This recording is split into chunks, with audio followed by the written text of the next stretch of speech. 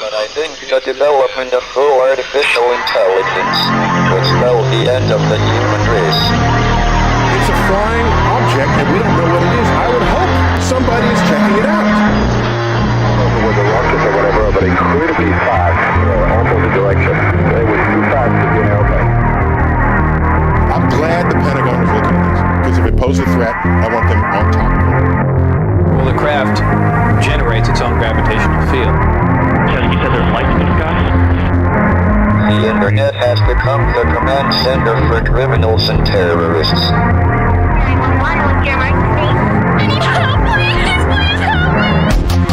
Aliens won't let it happen. You know, that's what we're instructed to say. Roswell, Area 51. Alien kept deep under the ground.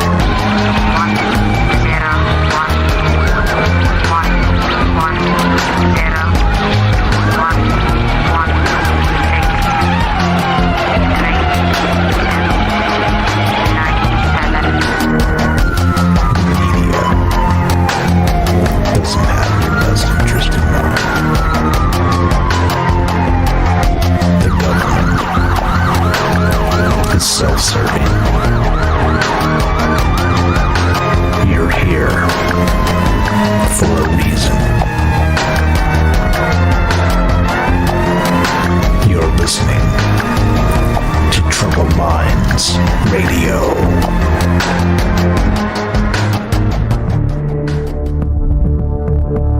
Broadcasting live from a secret bunker just off the extraterrestrial highway. Somewhere in the desert sands outside of Las Vegas. From somewhere in space-time, loosely labeled Generation X on planet Earth.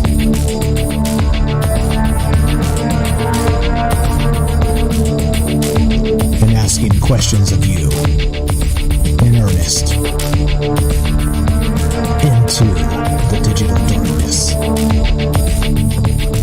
Good evening and welcome to Troubled Minds Radio. I'm your host, Michael Strange, and hello to all of you who may also have troubled minds.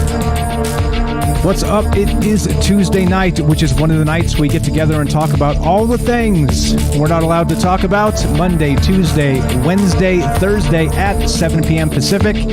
What are the things we're not allowed to talk about? You know, aliens, conspiracy, the paranormal, the government, academia, the 24-hour news cycle, propaganda, and the general feeling that we live in the upside down. This show is live. We are streaming live on Facebook, YouTube, DLive, and Periscope, which is part of Twitter. And we are broadcasting live on the Fringe FM. And of course, as a result of that, well, being live on all those places and all those amazing, well, the world over, I guess you could say, right? The internet is now the world until, well, they take it away from us. And then it's no longer the world, is it? But we are broadcasting all over the world because we have people listening all over the world. And so as a result of that, we are taking your phone calls tonight. As usual, as always, this is a two-way conversation, right? This is more or less of a talk show and more of a crowdsourced get-together between friends. That's what this is really about. Getting together and kind of kicking out some theories, talking about some things, and getting a little weird, you know? I mean, it's okay. I think this shows we're okay to just get weird because we've always been weird, right? I mean, my last name is Strange after all. I don't think that's an accident. And it's just the way it is. And weird is good, and weird is more good. Let's say double plus good, I guess George Orwell would say. Double plus good if you join in the conversation. And if you want to do that, you can give us a call at this number right here is 702-957-1037. That's 702-957-1037. You can also join the show with Discord, using Discord actually, at troubledminds.org. You can click the Discord link right on top of the page. So if you go to troubledminds.org, it has everything you need. Phone numbers right on top of the page. The podcast stuff is there. All the social media links, everything is there. Everything you need, the phone number and the Discord link. What's Discord, you ask? Well, Discord is a free Did I say free? Did I mention free? Free chat and voice client that's all the youngsters are using to play video games. Well, we use it to do a talk show because it's an amazing program, and they're not paying me to say that. It just is. Sometimes people make good stuff, and the Discord folks have made some good stuff. So if you're not part of the Discord, it's a chat client, a voice client, and it goes 24 hours a day, and you can come meet amazing people over there. So go to troubledminds.org, click the Discord link, and you'll get a direct invite to our chat room. And you can also be on the show. It's a voice. It's kind of like a telephone, except way, way, way better. And we also have another one running at fringe.fm/chat.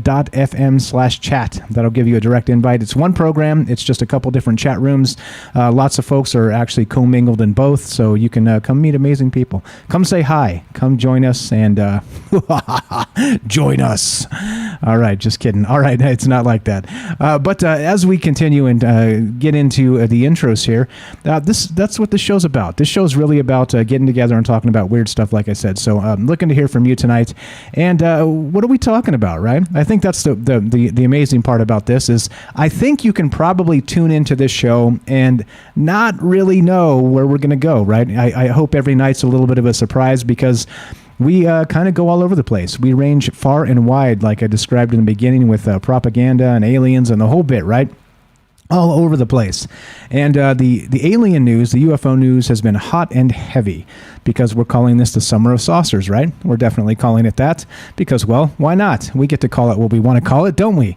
So that's what we're calling it. And I think that it's pretty apt considering the UFO report that's come out, and then all the media attention, and then there's a whole bunch of that. We've talked about that. We've covered that.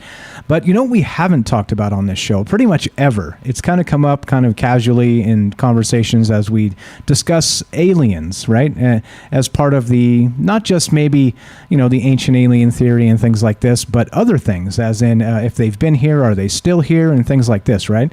But one thing we haven't discussed, we talk about dimensional aliens. We talk about ultra-terrestrials that maybe have been here or are native to the atmosphere and some sort of dimensional state, who knows, right?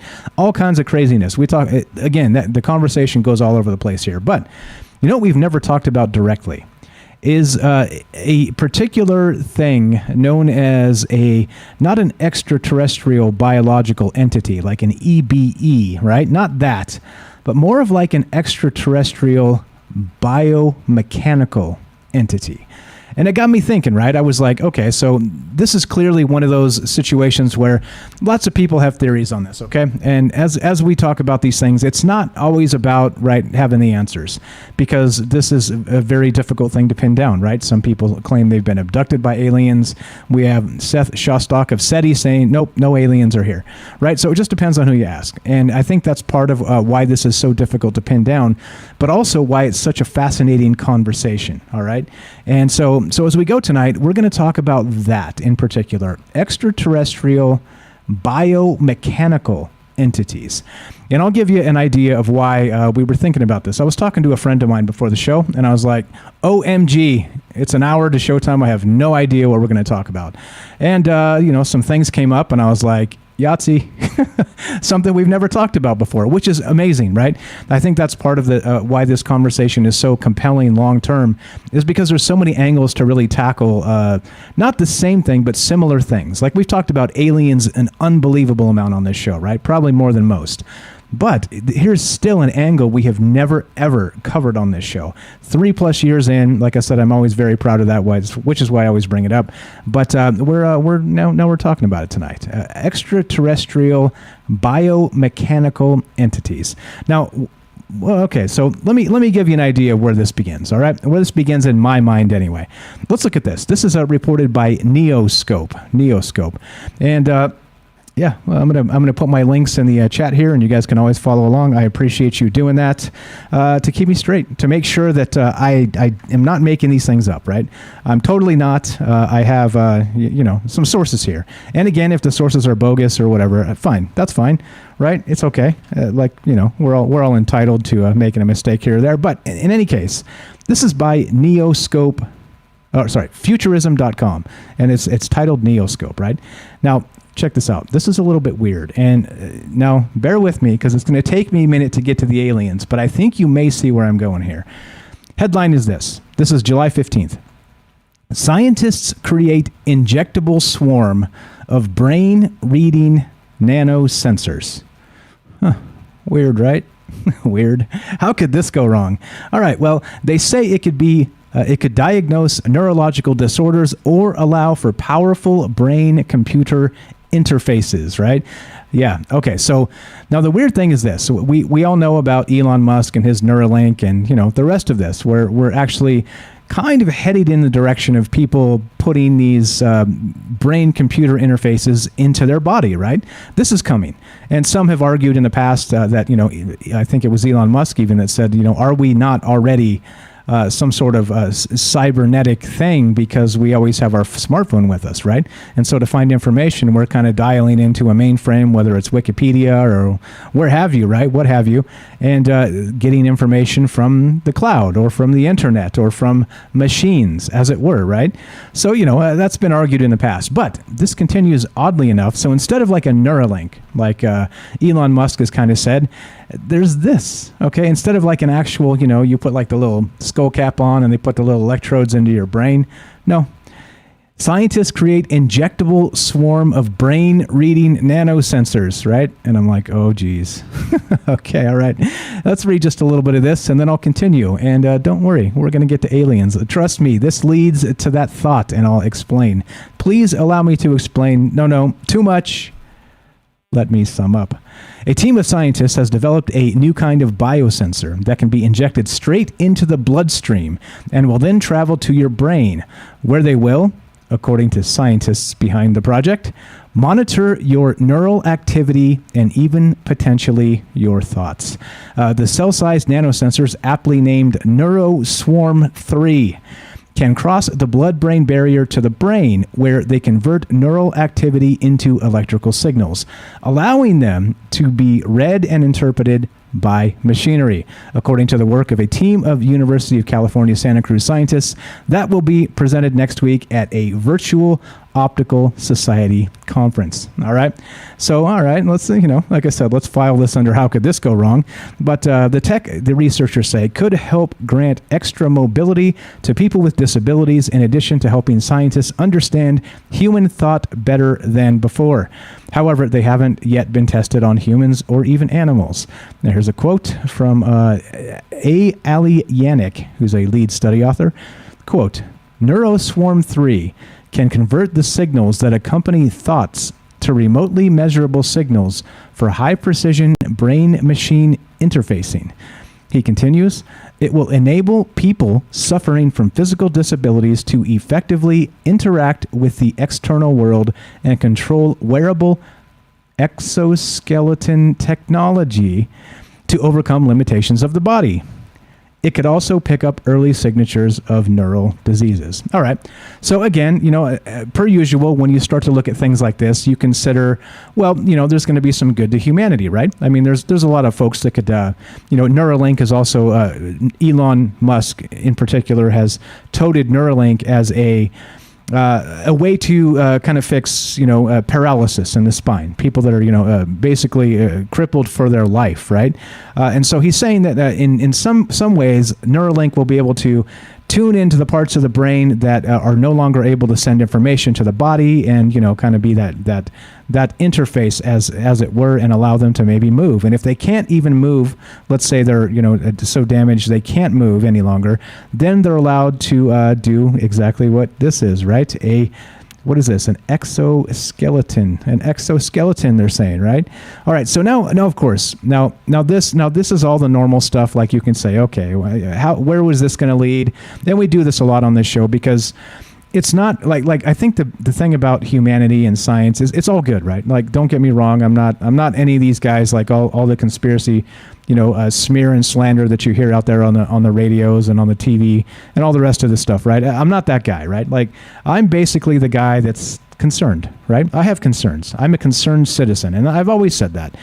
And it's this is one of those things where you consider where this may lead.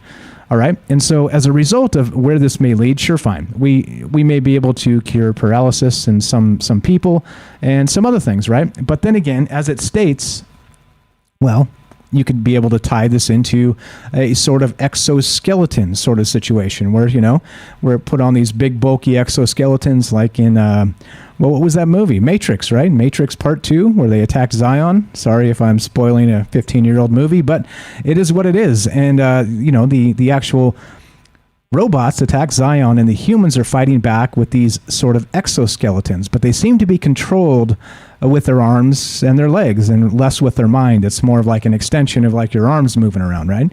That type of thing. Well, this in particular, as I'm noting here, is, it's not that at all. Scientists create injectable swarm of brain-reading nanosensors. So they're going to inject these things into you.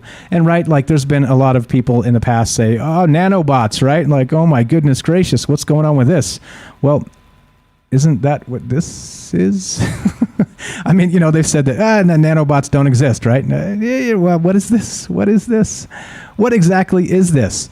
All right. So anyway, all right. So the weirdness here is, like I said, I promise we're going to get to aliens. But here's the weirdness, okay? So when I think of things like this, I like to consider not just where the technology is today. So now they're saying that this is brand new. This is going to be presented at a conference next week, and there's going to be papers coming out, and it's a new technology, right? But the way I like to think here, not just with things like this, with many things, right, is to look to the future instead of, like I said, like I always say, like why are our stupid politicians trying to legislate the past? Why can't we be proactive and just look to the future, right? It's not that difficult, right? It's just not that difficult. But okay, so looking at this and just thinking of this idea here, where instead of having like an actual Neuralink that attaches into your brain, you have an injectable swarm of, well, what are these called? Nanosensors, all right? Now, of course, like they say, clearly it can help, right? Like, again, I'm not trying to say this is a terrible idea overall, because there's going to be some use for this, right? Like I said, paralysis is the main one, maybe neurological diseases they can be able to cure or temper or, right, manage, things like this, right? There are going to be uses for this. But think about it this way, right? So I was thinking about it, and if you take this technology and then let's take it 30 years in the future. Let's say 30 to 50 years in the future, because that has been described as about the time frame that DARPA has a head start on technology as it's becoming available in the private sectors, right? So DARPA, of course, Defense Advanced Research Projects Agency. I believe that's what DARPA stands for. Now, the thing is this. So think about it in terms of DARPA. If you have this thing that you say you can inject into people, a swarm of nanosensors, and it's able to interface with the brain, right? And so not only that, it's able to possibly interface with your thoughts. Okay, fine, sure, fine. That sounds fine and dandy, doesn't it? Neat, right? But the thing is this. If we're discovering this now, do you think it's possible that DARPA discovered this 30 years ago? Or 50 years ago, right?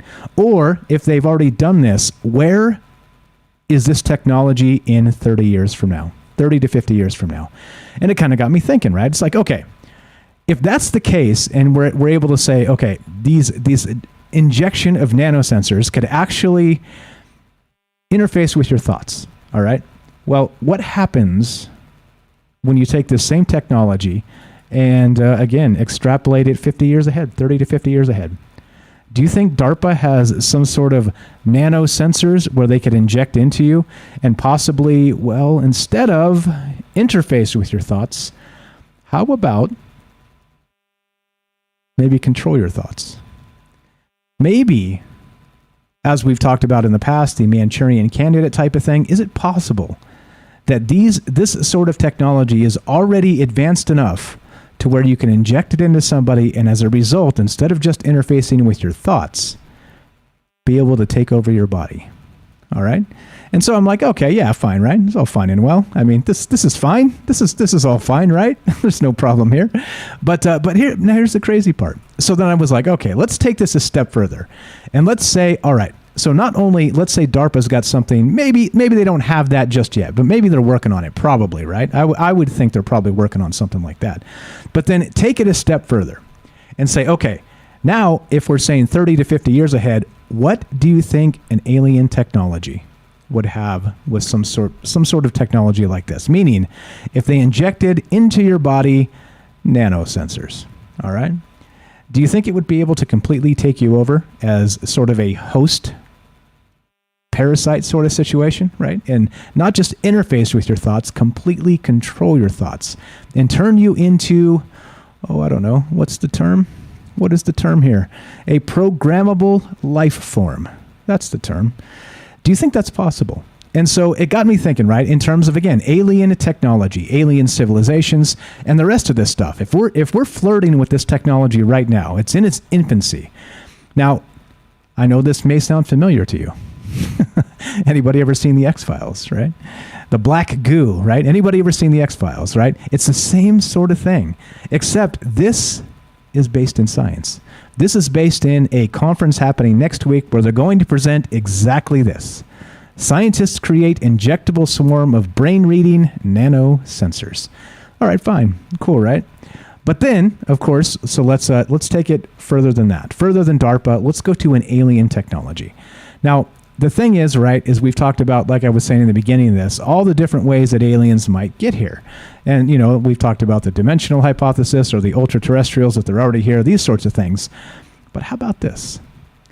What if they're not actually biological entities at all? What if they're under some sort of control by something like this, some sort of nanosensor control, and think of it in transhuman terms, how we could just replace our arms, our legs, and our organs into, well, again, like I said, a extraterrestrial biomechanical entity. It seems to make sense, doesn't it? I mean, we couldn't just put people on a rocket ship and send them to Alpha Centauri. It's too far. They'd be dead by the time they arrived. It's just, we don't have light speed tech and the rest of that. And even if we did, we still couldn't go that far. It'd still be 40 years at light speed to get there, right? So there's a problem. There's a problem with actual alien travel through the cosmos. And I think maybe it's solved by something maybe similar to this. So I don't know. It kind of got me thinking about this, about the extraterrestrial biomechanical entities, and if that's what we're dealing with. It's been said in pop culture tropes that the great aliens are possibly this sort of entity, and they've been traveling the cosmos all over the place because they can live for thousands or millions of years, right? So I don't know, like that's kind of what's on my mind tonight. And as we get into some of this, what is an actual programmable life form, and how much does it have to be for, let's say, how much biological has to be there at all? We could be talking about pure androids here, or we could be talking about all kinds of things. Like I said, it's interesting how some of these conversations can develop because there's a lot here. But we'll get into a little bit as we continue tonight, War of the Worlds a little bit, and the original radio broadcast. And of course, if you remember, we were attacked in the original story by robots, right?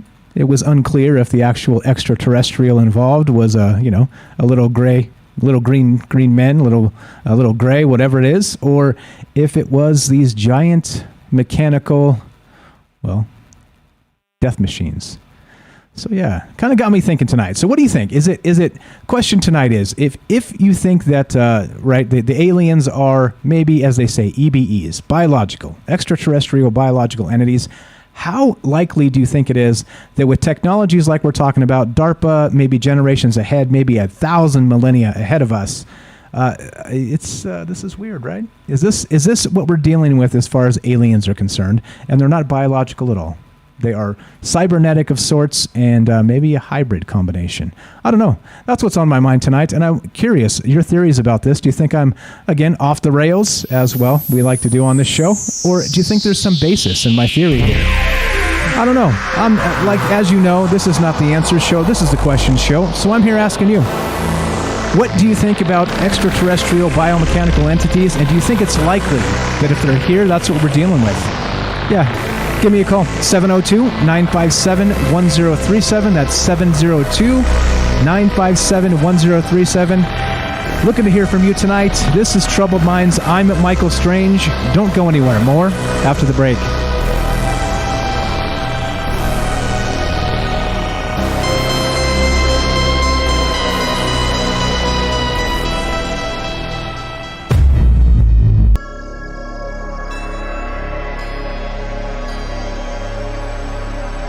All right, welcome back to Troubled Minds. I'm your host, Michael Strange, and we are streaming on Facebook, DLive, YouTube, and Periscope. And we are broadcasting live on the Fringe FM. We're taking your phone calls tonight, as always, and we're discussing what do you think about aliens and, well, basically aliens as biomechanical entities. How does that work? Is it included with the black goo technology we're talking about as we began, or is it something else entirely? I don't know. As you are aware, this is not the answer show. This is the question show. And so kind of throwing it out there is, do you think this theory is sound? As many people have said in the past, that maybe these gray aliens are actually biomechanical entities of sorts, right? Yeah, I don't know. I think this is part of a good thing to think about in consideration of our alien friends that may be out there, if you know what I'm saying. But yeah, so we are taking your phone calls. If you want to be part of the show tonight, give us a call at 702-957-1037. That's 702-957-1037. Phone number is right there on the stream. You can find the phone number and the Discord link at troubledminds.org. That's the official website. All right, so yeah, right. So it kind of got me thinking about, and then you know how the thoughts cascade, right? You're like, okay, let's look at this. We'll start with this technology, which is these, these the swarm of brain reading nano sensors. All right. So okay, as somebody suggested in the chat that I think Mike's talking about the Borg, and I am kinda, but I am also kinda not, right? Well, I think we'll add a wrinkle in this maybe tomorrow and talk about the Borg as sort of that type of life force entity, alien, whatever, right? Maybe with Ash tomorrow.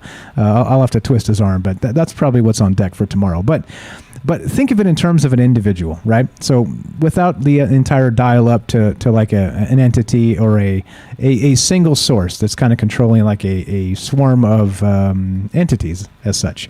All right. So, well, I don't know. War of the Worlds, like I said. They said in the War of the Worlds, we're being attacked by entities, right? We're being attacked by robots. And this is from the Alien and H.G. Wells' War of the Worlds, right? So the film takes place in the USA. Actually, this is the remake, so this is actually a bad example. But, okay, so anyway, I'm going to get to that in a sec. But you see what I'm saying here. Do you think it's likely that the aliens we encounter are not biological at all? In some way, right? Because think of it this way. If you take our current technology kind of as a budding technological species, all right? Now, you take what we know about, the VR technology that we have, and Elon Musk has said this, many people have said this, Ray Kurzweil, is that it's possible that we're living in a simulation because, right, if you just take the last 30 years or 40 years of this video game technology, we're at the point where 30 or 40 years from now, we might be able to live an entire world with those VR goggles on, right? Sort of like The Matrix, the actual Matrix, the movie, where they're plugged in and they're using the people as batteries and that whole bit, right? Where the Matrix itself is a construct that we live in, an artificial construct in our mind. So if that's the case, right, and you can extrapolate that and say, look to the future, and it's possible that we're living in a simulation now. I think something similar exists with this, meaning that if you take the same idea and kind of hand it off to, let's say they were a EBE, extraterrestrial biological entity, right? And you're like, okay, so now they have to explore the cosmos. Would they, of course, do that like me and you, jump in a spacesuit, hop in a rocket and go? No, it doesn't make sense, right? Because even in like a form of stasis, you would still die eventually. You would still age. So yeah, it makes more sense to me that I think given the leap in technology and logic and what it would take to travel the cosmos, I think you'd have robots or hybrid robots. Again, biomechanical entities, and that's my theory tonight. That's what we're running with, and that's what we're doing. So taking your phone calls, as I said, 702-957-1037. Let's go to Daryl in New York. Welcome to the show, my friend. How are you tonight? Hey, Michael. Great topic, as usual. One of my favorites. Thank you. Another one of my favorites. You know how to pick them, that's for sure. Okay, about this, about the ET's possibility. For sure, they would be coming here in something small, and maybe, like we send a little drone to, like, Mars or whatever we send up there. They're small. They're taking pictures. They're taking videos. We send artificial intelligence. They would send their artificial intelligence. It would be tiny. I could imagine it would be very small and fast-moving and very clever. It would explain a lot of things if those, like, orbs that people are seeing that move so quickly, you know, they couldn't be people or something like biological in those things. It wouldn't make sense, would it? I have another thought about that, but I might come back to that. Number two, okay, I have three thoughts. So, number two, if we became like receptors of this, like a radio receptor that we could be already mind controlled, and I'm sure that if they're saying it, it's probably already happening, and they're probably going to make it weaponized, and it's never going to be in our best interest. And I'm thinking these little things could be already in us. If they laid the groundwork with chemtrails, I'm thinking, and everybody knows what chemtrails are, I'm assuming, and what was the ingredients in a chemtrail, and what they had found and cross-referenced with Morgellons disease, which I know a lot about. But the same ingredients, there's a lot of metal in there. There's a lot of aluminum. There's a lot of things that we are, you know, if anyone goes to get a heavy metal test, they're going to be shocked to find out how much metal they have in their bodies. I had a heavy metal test. I have more lead in me and more heavy metal than AC/DC, you know. I'm talking about this group, you know. I got you. I got the joke. That was very nice. Anyway. Very well done. Okay. Thank you. We're kidding. But I was shocked. I had to take a lot of, like, chelation therapy, and I'm sure I still have plenty of lead in my body, among a lot of other heavy metals. So all of us are probably, you know, really loaded with heavy metals. I don't know why they would do this on the population, because it's being done to them as well, whoever is who's doing it, unless they have an antidote or something, or they're on chelation therapy constantly, getting, you know, IVs of heavy metal removing things, you know. Because there are therapies, they're very expensive and alternative. So your regular doctor is not going to offer you a heavy metal solution, you know, to get rid of the you know, poisoning in your body, unless you have some, you know, amazing symptoms. So we're all probably loaded with this, ready to be, you know, receptors of any kind of radio signal. I think we're just being set up for it, and it's just a matter of time. If they have something that we can inject, I'm sure they have something we could swallow, and I'm sure they have something that's aerosol at this point. So who knows who's going to be exempt from this kind of mind control. And if you ask me, I'm thinking it's already happening. Just saying, you know, I think a lot of people are starting to behave a little different that have had something called that rhymes with Maxine. I think they're already behaving very strange. They're already aggressive.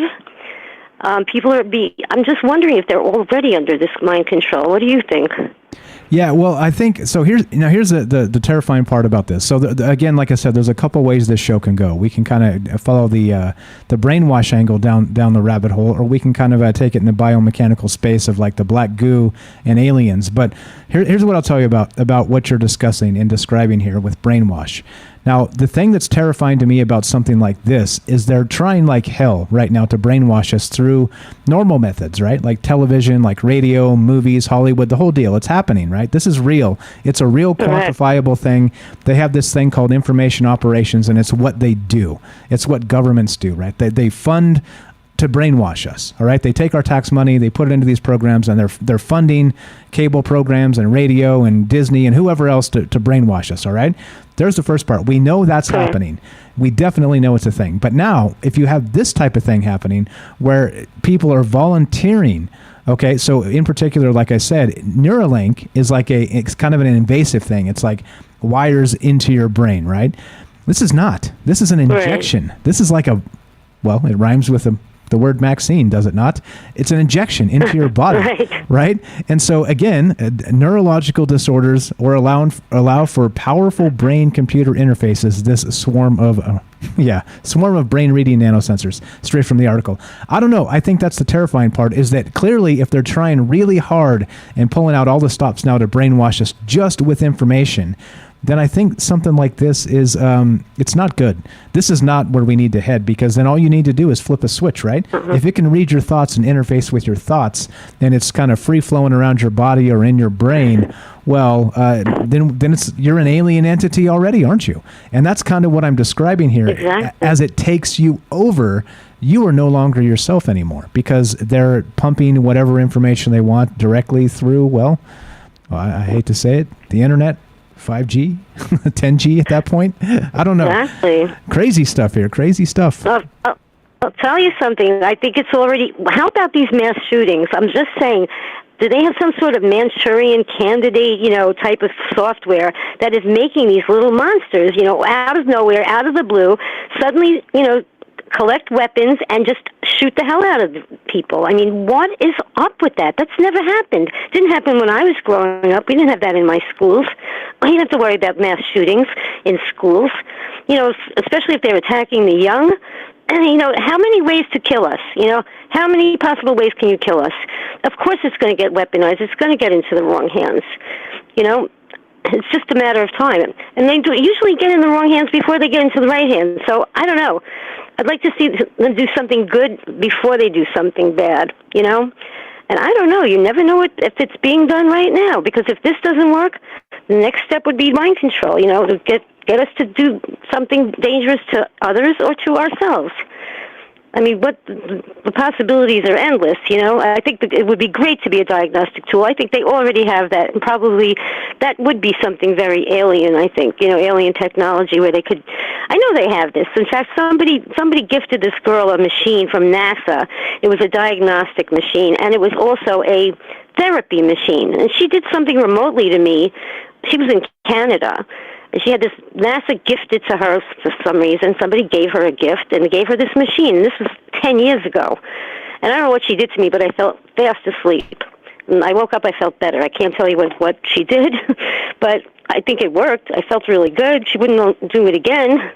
I couldn't get her to do it twice, but, so I'm just saying, I think this stuff has been around, or maybe we got gifted this for exchange for whatever we exchange technology for, Yeah. Well, all that stuff is on the table, exactly. And so I think more terrifying is kind of like I described it. So imagine they do inject this into you, and you become very much like you described, a Manchurian candidate of sorts. Or they just completely just flick the switch and you're brainwashed to do, to vote the way they want you to vote. It's a wrap, right? It's literally a wrap. Like that. Exactly. Even something as simple as that. It's endless, exactly. And it could start as simple as that. And then if everybody voted for, the guy in Germany in 1930s, well, then this is. Oh yeah. Right. You see what I'm saying? Oh yeah. Without any artificial intelligence to push them, how subjective that population was to do the horrible things that they did, and how come we're doing them again? How could this happen? How could we repeat history like this in such an obvious way, and we're getting all hoodwinked? I mean, the whole globe is in on this. This is what's scary. The New World Order, is this what the New World Order is all about? I don't know. I'm not voting for that. No, same but here. Who Same knows? Here. Maybe tomorrow I will be. What if we all start, who knows? Tomorrow we all might agree with it. What a great idea. What a great idea. If we start changing our minds, that's when you have to watch us. Exactly. So let me help brainwash you in that direction, Daryl. So did you know that if there's one world government, then there's nobody to fight, right? So that means world peace. So go ahead and vote for it. Vote for world peace. You don't have to vote, Then you'll have socialized medicine and wait online like the DMV for everything. Oh yeah. I was just talking to someone from Canada, how awful they have it there. You don't know how good we have it here. I do not want to be part of a one world socialist system. It's not. It doesn't work. It doesn't work. No. I don't know. And who's going to be in power? What egomaniac is going to be in charge of that government? Oh God. Yep. Yep. Good point. Who knows what else they're capable of? I don't want to see it. Don't want to see it. Don't want to be there. Same here. But I'm with you. I don't want to be there either. I'm with you. Agreed. I'm very happy where I am. At least we still have our free will and free thought, we think. Amen to that. As far as I can tell. Exactly. And we're going to keep trying. We're going to keep doing our best. As always, fantastic call, Daryl. Anything else while we got you on the phone tonight? No, I'm good. I'm good. Thank you so much for taking my call. Appreciate it. Thanks for listening. Thanks for calling. That's Daryl from New York. Fantastic stuff as always. And look, we're looking to hear from you tonight. As you see, right, we can start this conversation. And I kind of had an idea to take it one way. If you want to take it the other way, let's do it. And that's the way this works. Okay. So if you'd rather talk more about this, scientists create an injectable swarm of brain reading nano sensors and take it that way in the brainwash area, we'll do that. Like I said, that's really what this is about. We get together and we talk about this stuff and we take it wherever the conversation goes. So I kind of had the idea, right, of this maybe, I don't know, like I said, a gray alien is biomechanical, right? And so meaning that if that's the case, or straight mechanical robots or whatever it is, my point being in the connection here, if it's taken me forever to get here, is simply this. If you take this injection, as they say, this Neuralink, right, that just becomes an injection, and you pump it into you, right, and then, you become what? You become whatever you're told to become. And so, interestingly enough, I think this technology, like I said, you take this generations down the road, and we're looking at black goo, aren't we? We're looking at the X-Files sort of situation where this stuff doesn't necessarily need to be maybe flown across the galaxy. It could be maybe planted in the tundra, in the frozen wastes of Antarctica, very much like the X-Files, right? Maybe it's already out there. But I don't know. So that's kind of what was on my mind tonight with the War of the Worlds, this biomechanical stuff. And then how, clearly you just can't, like a biological entity can't fly across the universe. It's not a possibility, right? We can't live forever. So it has to be something similar. And then this article came up, and then I got all kinds of confused on what to do, and here we are. Confused halfway through. So looking to hear from you. What are your thoughts on this? Which way do you want to take this tonight? Is this an extraterrestrial type conversation, or do you think it's not? Do you think this is a one world government and a brainwash conversation? And I think it's okay. I think all of those are okay. And maybe I'm bucking too hard against the grain here. So you tell me. We're looking to hear from you. As a great call from Daryl to start us off. 702-957-1037. Troubledminds.org. And yeah, let's continue, shall we? Now, okay, so now let's go to this thing. This thing is called a programmable life form. All right, programmable life form. Now this is kind of where we're getting. This is really where this is heading, I think. If we have a programmable life form, that means it's as simple as an injection away with something like the technology we discussed.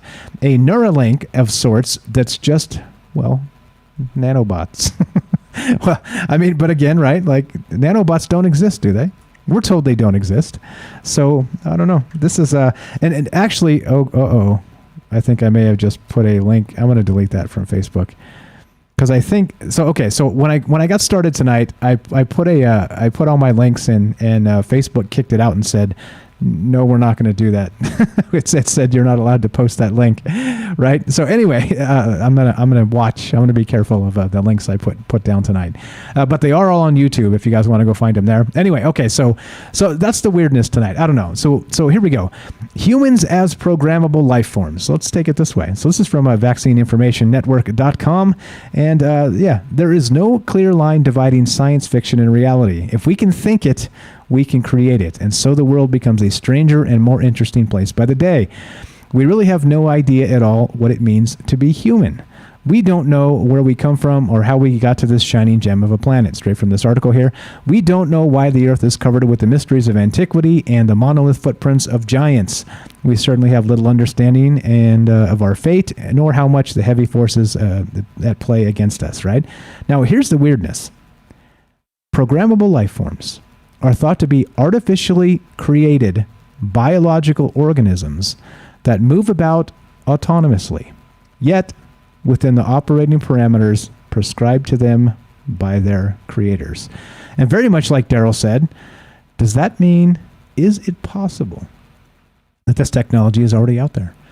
If think of all the terrible things they did with the MK Ultra stuff, right? With mind control, through trauma, through hypnosis, through drugs, through all kinds of things, right?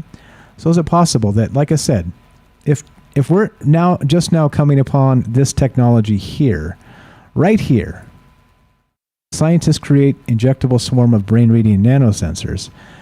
Is it possible that this is already out there in the populace, kind of covertly, right? I don't know. I think, and again, so like I said, we could kind of lead the conversation that way. Depends. Where do you guys want to go? You feel like an alien conversation? You feel like a brainwash conversation? It's up to you. What is your take on this? Does this? How about this?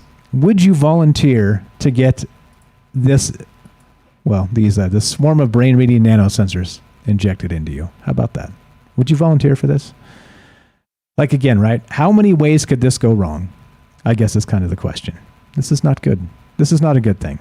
And like I said, with all of the money that goes into already trying to brainwash us through, let's say, natural methods, then I think this right here in particular is kind of the keystone, as you would say, right? To all of it. If you can get this into people and you have, well, of course, it's always run by the technocrats, by the rich, by the people that are, Klaus Schwab of the the Great Reset fame, right? The World Economic Forum. The folks like this, if these are the people running this type of stuff, is this okay? I don't think this is okay. I think this is there's probably some things and some places we can go with this that we probably shouldn't as people. And it's unfortunate that as technology develops and continues to develop, that we're going to find ourselves more and more kind of at a crossroads of where this leads when we start putting it inside of people. All right. It's kind of like, can you trust your doctor, right? Has anybody out there ever had a bad doctor? You know what I'm saying? Like they swear the Hippocratic Oath and they, and I'm not, again, don't get me wrong. I'm not crapping on doctors. I'm not doing that. But what I am saying is that people are people and we have our biases. We have our fallacies. We have our stubbornness. There's a lot of things that are bad about people, right? How about a bad dentist? You ever had a bad dentist? Just talking about this today with my mom when she stopped by. It's like, there's some dentists you go to them and you're like clean bill of health. Everything's good. There's some you go to 6 months later and you got 6 cavities they got to fill, right? It's like, wait, what? Like, how is that possible? Well, it is if they're dishonest, isn't it?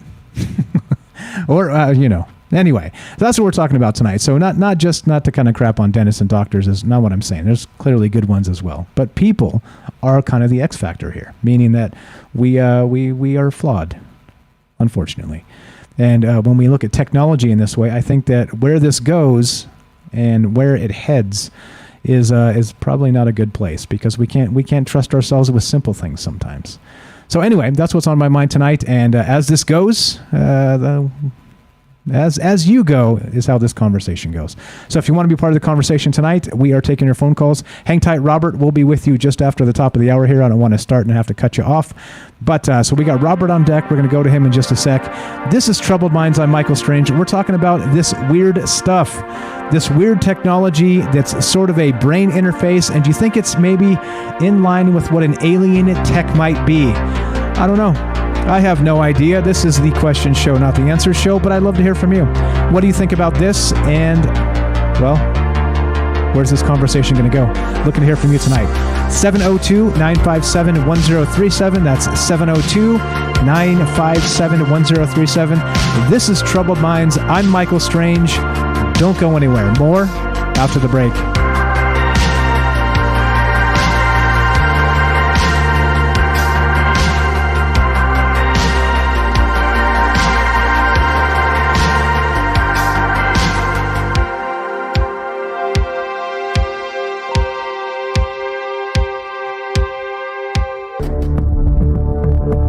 Broadcasting live from a secret bunker just off the extraterrestrial highway. Somewhere in the desert sands outside of Las Vegas. From somewhere in space-time, loosely labeled Generation X on planet Earth.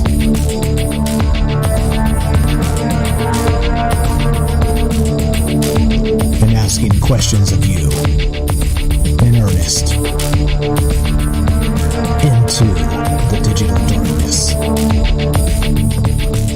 Good evening and welcome to Troubled Minds Radio. I'm your host, Michael Strange, and this is the show where we talk about all the things we're not allowed to talk about. You know what they are. Aliens, conspiracy, the paranormal, the government, academia, the 24-hour news cycle, propaganda, and the general feeling that we live in the upside down. This show is live. If you want to be part of the show at any point tonight, give us a call. 702-957-1037. That's 702-957-1037. We are streaming on Facebook, D-Live, Facebook, did I say that? Facebook, D-Live, YouTube, and Periscope. We are broadcasting live on the Fringe FM. And yeah, 702-957-1037. TroubledMinds.org is the official website. Come say hi. Come join the Discord. Come be part of the conversation. Tonight, we're discussing this weirdness, right? Is there a link between the thought in my head started here, right? Scientists create injectable swarm of brain-reading nanosensors, and this is supposed to be presented at a conference next week. But I started thinking in long term, right? If this technology continues, isn't this the X-Files black goo? Isn't this a sort of an alien substance that you can inject into people that would basically take over your mind, take over your body, and make you as alien as they want you to be? From yourself, even. So, programmable... What are they called? What's the other term here? There's another term here that I keep forgetting. It's programmable. Where is it? Programmed life forms. Programmed life forms. I think that's the conversation here tonight. So anyway, we have phone calls. We're going to go straight to this. But we are looking to hear from you tonight on, and like I said, as you know, this conversation is very open-ended. We can take it wherever you want to go. If you want to take it in the black goo manner of aliens and maybe space travel and this type of thing, as maybe grays as biomechanical entities or hybrids of sorts, cool. If you want to just talk about the brainwash implications here on Earth, let's do it. Let's go to Robert in Pennsylvania. Welcome to the show. How are you, my friend? Fine, how are you? I'm doing very well, thank you. What is on your mind tonight? What do you think about this craziness? Well, I have to shake my head sometimes. It seems like so many people don't realize. They think, well, I'm not going to be programmed. You know, I'm not going to have, some entity programming me to be this or to do this or do what. But the rich and powerful have been programming us all for a long, long time, right? They do it through the television. They do it through the books. I just can't understand how people are willing to allow a bunch of billionaires, big corporations, to decide the fate of humanity. That is scary. And what we're seeing now. Before I want to stay on the. I want to certainly stay on the topic. So I want to put out there that this whole business of transhumanism is in its probably not even early phase, but maybe mid-phase. And it indicates to me that perhaps it bolsters the aliens are our future selves theory. All right? This is what we have to look forward to if we let this happen. But there's a difference. Perhaps these aliens who allowed this to happen, all right, were from a parallel universe, parallel Earth, all right, and it was allowed to happen there. But what we've seen now with what's been going on with the Matilda virus is that people are not lining up like lemmings and taking it. There's a reason for the deep, dark suspicion.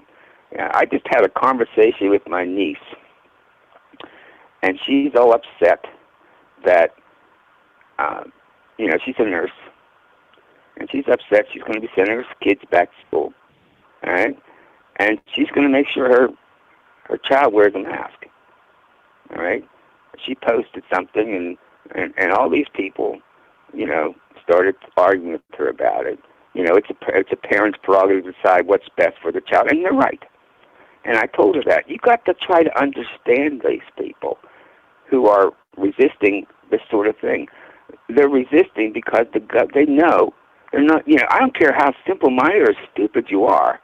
You know when people are being lied to, and the changing, constantly changing. No mask. You don't need masks. 2 masks. And then you if you got the double vaccine, you're fine. You don't even have to wear a mask. You live your life. No, that's not working either. That doesn't. Put the mask back on. Put the mask back on. Yeah, exactly. Yeah. Sorry. Go ahead. I got excited there. Sorry to interrupt. The whole thing. This whole thing is part of the transhumanist agenda of billionaires. All right, and people. If your wife told you, I was here an hour ago, and then two hours later she said, no, I was there, this other place. Sooner or later, I'm using this as an example. Sooner or later, someone keeps changing their story. They're lying, and people are smart enough to recognize it. So I'm saying to my niece, be patient with these people. They have a doggone good reason to be suspicious of what's going on here. All right, because they know they've been lied to, and she agrees that the whole thing is. Anyway, when somebody says, "I will never want to see socialism," all right, that's part of the programming too of the billionaires. All right, they've been telling us socialism's bad for us for 40, 50, 60 years, and they blend it. They confuse in their minds that's just the same thing as communism. All right? Socialism is Social Security. Socialism is Medicare, the two most loved, appreciated government things the government does for us. All right? The checks that we got. Over the years, over the last year or 2 years, okay? Nobody turned their nose up to them. All right, it was something for us. Before that started, it was all of our money, all our tax money.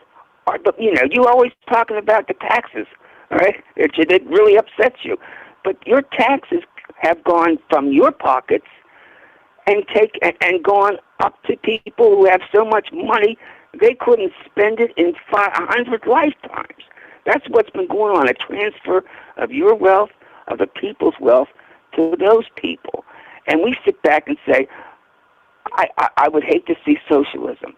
Socialism is when that money they take out of your pocket comes back to you. And governmental services, for crying out loud. People have to understand that. I really do. I know that's not the topic. That's all right? okay. That's okay. But it goes around to what really is going on here, and that we've allowed these rich billionaires. It's almost like a crack addiction for them. They can never have enough. We've allowed these rich billionaires, all right, to decide to propagandize us and to brainwash us into seeing what's good for us is not good for us. It's at all. Because that interferes with what they really want, and this transhumanism that's been on the table for a while. That's from the World Economic Forum, the Great Reset. Right. All right. They want to. I think that probably the Matilda virus whole thing is part of that. I agree with a previous caller who sees it that way. It absolutely is. We don't know what was in there, and they don't tell us. All right, and we know it's an mRNA. All right, which is genetic. But I don't want to get into that because that can get you kicked off of Facebook. All right? Yeah, it could. Because a lot of my friends on Facebook got kicked off for that stuff. All right, but they want to turn us into what your program's about, what these aliens are now. All right. Exactly. And right. I'm saying they're not going to get away with it, because if one thing this whole crisis has proven is that the American people are not lemmings. They're not going to. How many people have you talked to? I'm never going to let them. I'm never going to accept no chip in my finger or my hand. I'm never going to. They're never going to. The only way they can pull this off is through coercion. And one of the things that's scaring my niece right now, because she's a what's it called, a contagious nurse, one that's the head of contagion department or whatever. What scares her is the mandatory coming. She says she'll quit as a nurse if they mandatory her. She is a nurse who is in this field, all right, and she refused to take it. My wife is a retired nurse, and she and I have both not taken this thing, all right. It's like she says, it's never been had its trials, all right. We're all guinea pigs. Nobody knows if it's going to work or not. Then they say it does work, and then you find out no. There's a whole, and they're saying that all these people down in the southern area, the Republican areas, that are going to be hospitalized are ones who weren't Matildized. I don't know how to say that, but that's not true. Most of these people that are going back in there have been fully vaccinated twice, all right, and they're getting it anyway. Right. So they're lying to us. Put the mask back on. Put the mask back on. I've had friends who are creators like you are, a content creator, who have posted from the government's own website, what their information is on their own website, and when they do that, they get kicked off of Facebook. Yeah. One just got kicked out of PayPal. Yeah. All right. That's happening. And they have squandered with his money. They're trying to put us to turn the screws, to make us go into this this whole changing into transhumanism. All right. And it's not your neighborhood priest. It's not your neighborhood doctor that's in on this. It's the big billionaires. And you got to ask yourself, why do they want this? Why do they want this? What's in it for them? All right. And also, for those who refuse to go along with it, all right, as opposed to those who do, all right, will they decide that they're going to line them up and they're going to kill all the people who don't? Put them against the wall, right? There's the right, there's the scary part. If there isn't massive compliance with this, it can't work. Yeah. And they're determined to do this, and they don't care how they pull this off. They want to turn us into what this program's about. Are the aliens transhumanist? Exactly. Have they gone through this in their evolution? Exactly. That's the conversation. Robert, I hate to cut you short. We got two calls behind you, so go ahead and wrap this up, please. Let's wrap this up, man. Okay. But if that's what the case is, then we can take a look and see what our future is. Exactly. That's a good way to look at it. The living Jesus out of me. Amen to that. Amen to that. Robert, I appreciate the call. Thank you so much. Thanks for listening. Thanks for fantastic input as always. There you go. Robert in Pennsylvania. Let's go to, I'm not sure who this is. We're going to go, what's your first name? Where are you calling from? You're on Troubled Minds with Mike. How are you? HB. HB, how are you? Welcome to the show. Yeah, hey. I wanted to talk to you because I'm a graduate engineering student who hasn't finished his bachelor's in computer engineering, which a lot of people mistake for computer science. It's not. It's EEIC, electrical engineering in computers. It involves physics and magnetism and a lot of deep stuff that people don't. Okay. People don't have to learn if they're just learning programming, and code. Stuff like building circuits. What we're talking about is hardware, right? Like whether you're talking about a GUI or an implant. It's hardware, isn't it? Yes, I would say definitely. It's some sort of hardware. Like a hardware interface, but it's in the form of a nano sensor, yes. Cool. Like, so in this case, we're dealing with stuff like the theories that are coming out now and being talked about are like here's a nanotechnology that's being influenced by a waveform technology like radio, and the frequencies that are being sent through it will manipulate it, and it will do different things in your body based on physiology, based on prior discoveries of physiology, is what we're assuming, right? And the question is any of this possible? If that question is the head question at this point in time, that answer is yes. This has been going on for a long time. Like, all of these things are studyable. All of these things are public domain, even. Like, you can learn this stuff in college. Right. Okay. So difficult stuff. So the thing is this. So a couple years back, I actually did a search. I have a friend that's a PhD, and he did a search on actually nanobots to see through the behind from inside the university to see if there's any kind of technology being tested or any of the rest of this. And there was nothing. There was literally, he couldn't find a single paper, peer reviewed or not, on nanotechnology, nanobots per se. So that's kind of what I'm saying, right? So if that's the case, you're describing it as not at all. You're saying it can be looked up. You learn this in college, but this right here, they're saying is being proposed at a conference next week. So this is all brand new, is what they're telling us. Right. And so okay. I'm not foolish enough to say, okay, go ahead. Nanotechnology. Well, nanotechnology is a smokescreen term now. It's a word that has become outdated. So in the early 90s, nanotechnology meant a certain thing that was given a lot of hype. A lot of people got tenure. A lot of people had a lot of research grants for this whole nanotechnology thing that was intended to become the gray goo. That was the whole height of the idea of studying this stuff to begin with. And it didn't happen because they found there were constraints. Physics has constraints, as we all know, and there are physical constraints on what you can do at a certain size.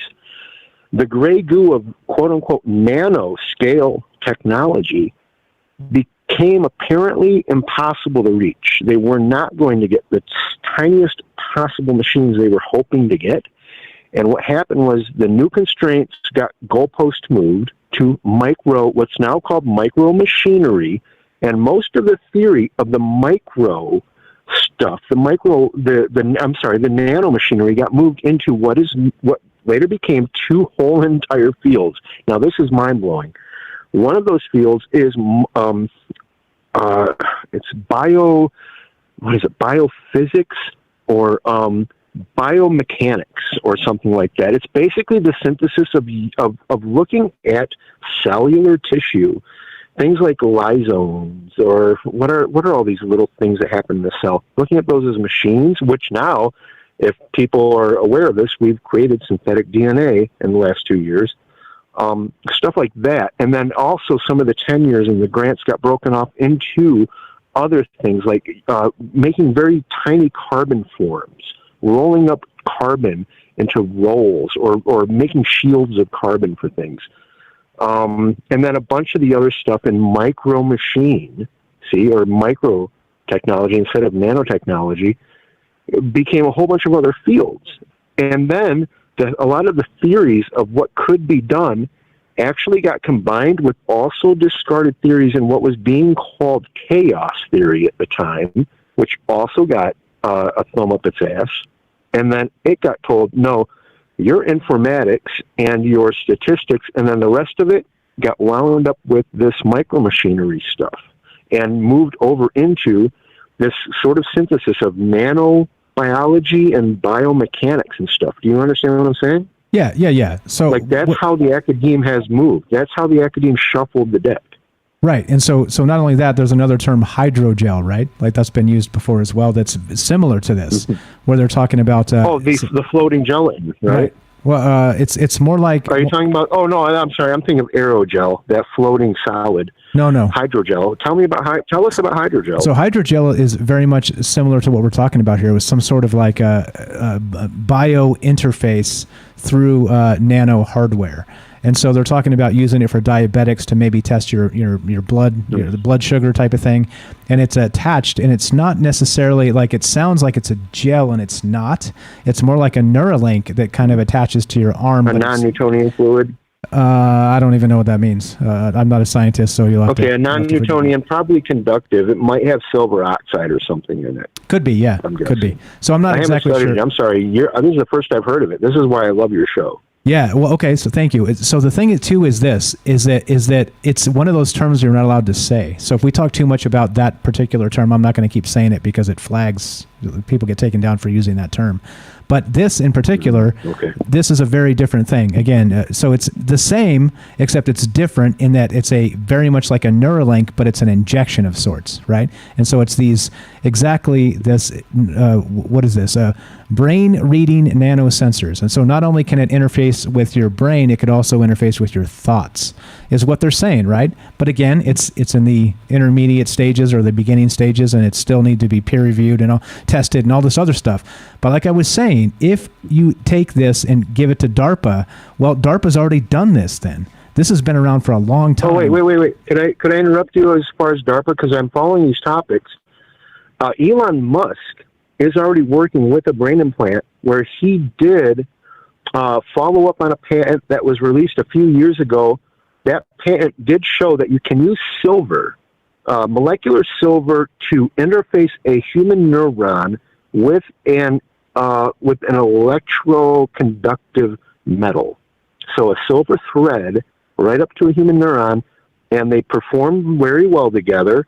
You do get the expected voltage and amperage out of the silver thread, and you do leave the human neuron itself alive, and it doesn't seem to mind at all. So this has already been all these little stages and steps. You'd have to learn so many hundreds of patents to figure out what these people are doing, but they're amazing patents. This is amazing stuff.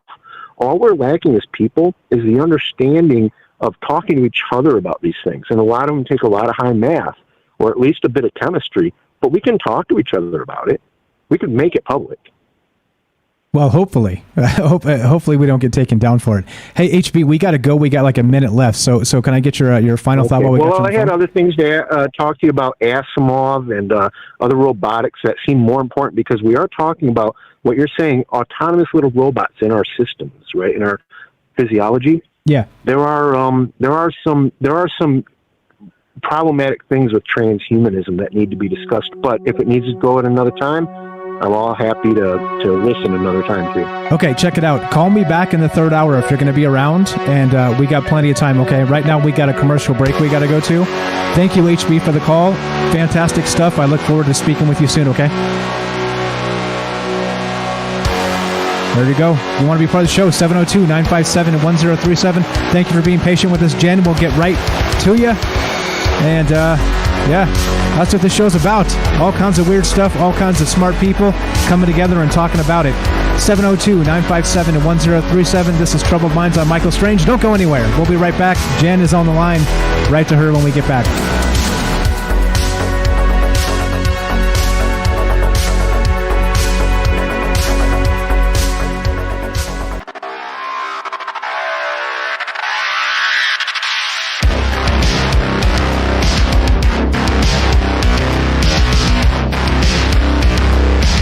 All right, welcome back to Troubled Minds. I'm your host, Michael Strange, and we're talking about, apparently, brainwashing, nanosensors that are injected into your brain.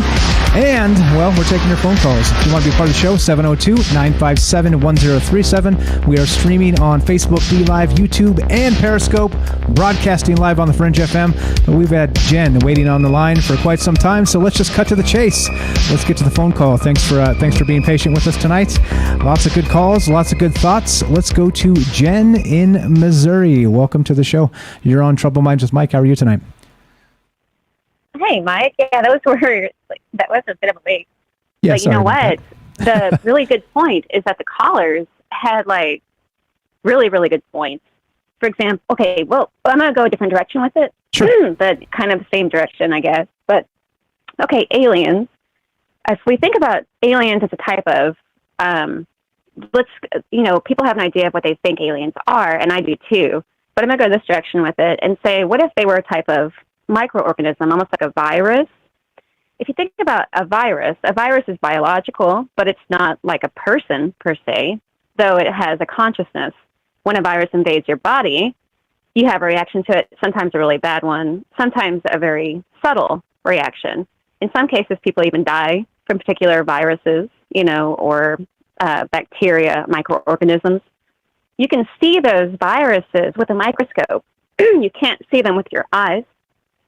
If you think about aliens being kind of like that, and that the tool of the microscope allows you to see in another dimension where they exist, though they're here all the time, I was going to kind of go this way with it and say that what if aliens are kind of like that? We can't see them, but they're existing there and influencing things, and they have a type of consciousness to them. So they're not necessarily biological, but they're not necessarily robotic either, per se. And then they're only visible with the microscope being a tool to see into another dimension where they are existing and interacting with us. On another hand, with this, and how this might tie into that, is you can't say that there are aliens and they want to interact with us permanently on a continual basis, or say that they already are interacting with some people and now they want to spread themselves the same way a virus would. With transhumanism, which was already brought up, which is really important, I think, in this topic, is when they talk about nano swarms, they're literally talking about, the word swarm reminds me of hive and things like that. If you think about what they would be doing with these sensors, nano sensors, and the word that you couldn't say that you said a little while ago, what that does is it gets into the system and it becomes organic material that the body can then interact with without it being rejected. They have to get past the blood-brain barrier and get into the consciousness of people's mind, into people's brains, and then map it, And at that point, once they've mapped it with these nanosensors, what they would like to do, what they might want to do, or what would need to be done, is have something so powerful that you could put what they have mapped of the human brain somewhere where they can look at it. Not just one brain, but multiple brains, possibly billions or millions of how many people, you want to think are in the world. So you would need to upload this mapping. This comes into D-Wave, in my opinion, in quantum computers, where you have these extremely powerful computers deep under the ground that could handle such things. You don't want to go into clones per se. Let's just stick with this. But then you have Bill Gates. I think it was in 2012, 2014, where he was giving a speech, a presentation to the Pentagon, where he was talking about genetic programming, because how to get rid of radical belief systems, for example, relating to God, people who are religiously radical who may become terrorists. And he had created a way to give through the form of vaccination for common flus and things like that, where you could give people this genetic material and it would go into the system, and in doing so would eradicate that gene so that they don't have those kinds of behaviors. Brainwashing, essentially. Right. That's all I wanted to say. Well, exactly. And so that sounds a lot like CRISPR, what you're describing, actually. But they have CRISPR. Yeah, CRISPR is totally. CRISPR has, where they're doing genetic engineering. But what they don't talk about is cellular engineering. So those are two different things. They can say they're not altering your DNA, but they can't really say they're not altering your cells. And so by changing the cells, though, they could effectively lay over like a costume on your DNA. So they're not changing it. They're putting a costume on it. And the brain, and these things wouldn't be able to tell. But that's all I wanted to say about it. But I think it's really a cool topic. And I think everybody already covered a bunch of stuff. And yeah, I was just wanting to see if you could, because what if they want to tie that together? Say that there are aliens. What would they want to do? The way that they would act would be similar to spreading itself like a virus. And they all look anyway, that's it. That's good stuff. I'm happy to call in. I appreciate the phone call. Yeah. Good stuff as always, Jen. Wait, before I let you go, so let me ask you this then. So are you suggesting that maybe this interface that we're creating is possibly going to be a conduit to maybe sort of an alien way to get into us? Like it's been described. We were talking last night. Right? Yeah, something like that. Like about having to have a tool. And I think that would be an organic tool that would allow them for these beings to really experience, what they're wanting to experience, which may be to, as a vehicle of some kind, and to create what the kind of world they'd like to see, which is with them in it. They might even be doing this brain mapping to create a simulation. This is just a theory, a wild theory, where we think we're experiencing our life, but actually we're not even going or doing anything. Then they can have their paradise to themselves, and we're kind of out of the way. That kind of thing. We think we're existing, but we're not, because we're in a simulation. But we're not in a simulation right now. I don't think that, or a holographic universe or anything like that. But what if they could create one, and we would be living in it? And so I don't know. I mean, it could go any direction with that, because it's one of those wild, weird theories. But it's possible that aliens aren't biological per se, yet they're not even mechanical exactly, and that we can only see them because, the same way we see viruses. But viruses want to spread. They will do things to intentionally. They'll cause you to cough and sneeze on other people to spread themselves. Right. And if somebody already has been not snatched per se, but if somebody already was maybe an alien, they're themselves, but they're not quite. That might be a motivation of the alien. And they're existing all the time, but you can't see them, the same as a virus. And the tool would be that word you can't say, that becomes, it starts out as something, a lipid, a fat, and then it transfers itself into something that the body will accept, and then eventually becomes organic, becomes a part of the person. And then the swarm, with the nano swarming getting somehow past the blood-brain barrier, which they can already do that. They're doing that with this last one. And then you tie that in with the Bill Gates thing that he was talking to the Pentagon. Anybody can look that up. It's literally just him talking to the Pentagon with like a big diagram of the human brain, talking about how to eradicate this radical religious gene in people. And the person, once that's removed, it's just gone. Now, does it go on to the children? That's probably something they'd want to find out. And they might know. I don't know. But could this stuff be transferred, into offspring so that you have a whole race like that genetically? Anyway, though, yeah, it's a wild topic, I guess. Terrifying start stuff. Thinking about it, but it's really strange. And lots of rabbit holes to go down. There's a term for that. I can't remember the term. It's a CRISPR term, where they said that there's some genes you can change and it doesn't actually pass on, and there's some that you do and it does. I can't remember the exact term, but there's a term for that. Yeah, there's a term for that. I don't know. I don't know. But yeah, that would be something that they'd definitely be looking at, a parent gene of some kind where it actually will hold, and some won't. That's why they'd have to keep doing it over and over again.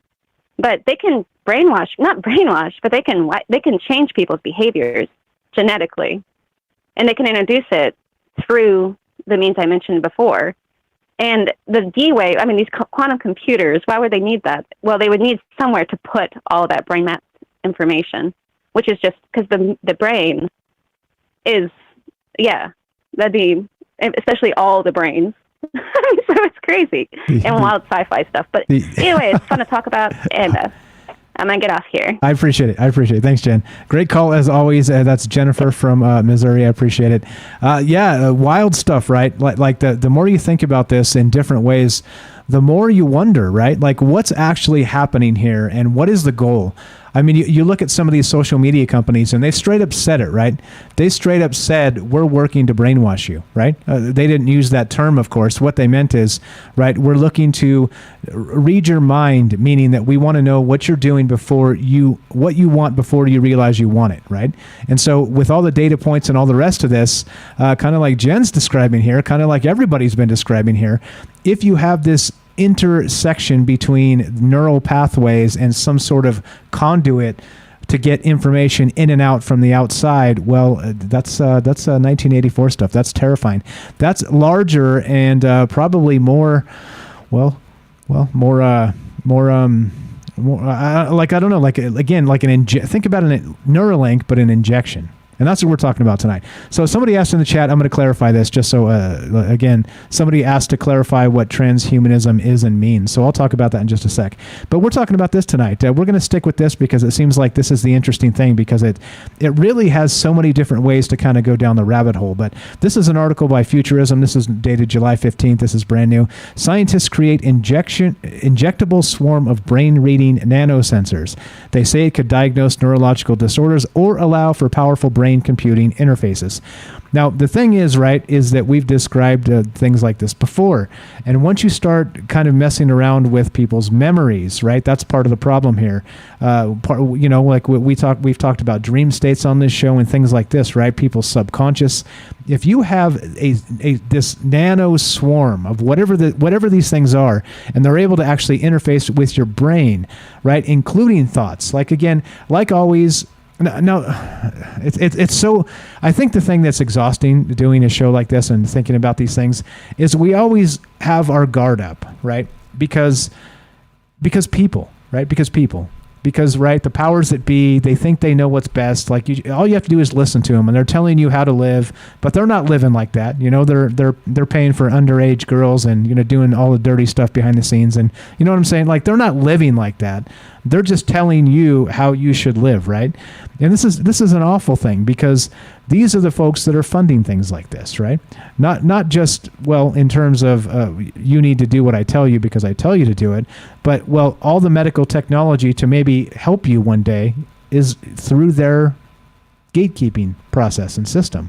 And so, like I said, if you have the technocrats now straight up admitting through all the data points that they're trying to get into your brain from the outside, from just your habits, from the things you share, from the places you go, think about this in these terms. Once they inject this into you and it can interface with your thoughts, that's it. It is a wrap. And so you don't even need, well, you're not even yourself anymore at that point, are you? Because again, if we're trying to serve you an ad before you know you need it for, well, I don't know, let's say an air fryer, or let's say a new car, or let's say whatever it is, right? Whatever pops up on my ads here. Like whatever it is, they're already trying to do this. And that's the horrifying part, meaning that people are the bad part here. I hate to say it, right? But it's not normal people. It's people that are the unelected officials, technocrats, the billionaires, these people, right? And it's horrifying to be able to just say, look, those guys right there, like these are the people, like the dude that just flew up to space, right? Did you hear what he said today?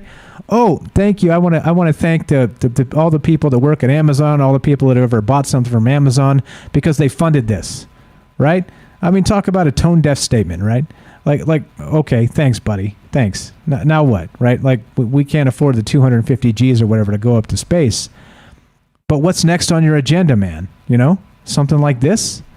Are you already funding something like this? Some sort of a neural interface that's injectable? I don't know. Some people say this technology already exists. Some people say it's out there. And like I said, if you think in terms of what DARPA's capable of and how far ahead they are with things like this, I mean, for crying out loud, they're field testing a pill, an anti-aging pill, to make the military more ready, right? More ready. But like I said, it's awful. Like that type of thing is awful, because what does that mean? That means you take the prime of somebody's life and you compact it, and then they pay for it later, right? That's all you're doing. Like, fine, your military is going to be what, 12 or 15 or 18% more mobile, more efficient, more this, more that, more the other thing. But what you're really doing is breaking people and then sending them home to die a broken shell of what they once were. And this is what I'm saying, right? Like when you look at governments and you look at technocrats and you look at things like this is not okay. It's not okay. When you have a-holes that are running the joint like they are, it's not okay. This stuff, it's one thing if we have a society you can trust. Like I said, if you go to your doctor and you can trust your doctor. Anybody have a doctor, ever had a bad doctor or a bad dentist, and you were just wasting your time? You go in, they say, what's up? They bill your insurance, they send you out. Nothing, no checkup, don't listen to a thing you say. Nothing, right? They're just like, it's just like a billing machine. Like, they exist out there, and there's a ton of them. It's ugly. Anyway, so back to this. Like this is the thing we're talking about. So, and again, I guess we can take the alien hypothesis and put it here. If you take a brain-reading nanosensors and a swarm of them, and put this technology into yourself, and it's able to actually interface with your thoughts. Let's read just a little more of the article. NeuroSwarm 3 can convert the signals that accompany thoughts to remotely measurable signals for high-precision brain-machine interfacing, lead study author Ali Yannick said in a press release. It will enable people suffering from physical disabilities to effectively interact with external world and control wearable exoskeleton technology to overcome limitations of the body. It can also pick up early signatures of neural diseases. It's also a notably different approach to the problem of brain-computer interfaces from most high-profile attempts, including Elon Musk's Neuralink, which are working on implant-based solutions instead of nano-sensor swarms. Wow. How terrifying is that? Right? And this is the stuff that we're talking about. I don't know. Is this better? Do you think this is better? Which do you prefer? Like think of it. Now, it seems silly, right? If you go backwards and you say something like this, you're like, okay, look, if I'm going to put something in my body, I want to be able to take it out, right? And so Elon Musk is like a skull cap, right? It's like a little thing that sits on top of your head, has, these little metal electrodes or whatever they are that go into your brain, right? You can remove it. At some point, you can say, you know what, take this damn thing out. I'm sick of this. No, you're not reading my mind anymore. Well, what if they inject into you this swarm of nanosensors? How would you get rid of that? Would you have to kill them? Would you have to take another injection to kill them off? How would you handle this? And how would you really know they were out of your body? Like I said, with dealing with dishonest doctors. And again, like I said, every profession has dishonest people. Garbage men, mechanics, whatever. Talk show hosts, there's a ton of them, right? Basically all across the board. So when I bring up doctors and dentists and say they're dishonest, I just mean some are. It's just part of being human, right? But how do we trust when you can't even verify that this stuff is out of your body? How do you remove it? Is it a one-way trip? I don't know. This stuff is nuts. The more you think about it, the more I think about it anyway, the more it scares the hell out of me. And the more I don't want to go be subjected to any sort of, medical testing, if you catch my meaning. This is terrifying. This is not good. This is not a good thought. This is not, and again, like they always do. There you go. Lazy guy's got it right. A massive EMP. That's how you fix this. So not only does the massive EMP destroy the satellites and all the electronics in the world, it'll also knock the swarm of nanosensors inert in your body. All right. There you go. Thanks, lazy guy. That's a great one. Now that's what I'm saying, right? Like literally, if you have to come to that extreme to be able to knock some of this out, and I don't know. Let's read a little more of the article. Let's see what else they say. During tests, the team found their nanosensor swarm is sensitive enough to pick up on the activity of individual brain cells.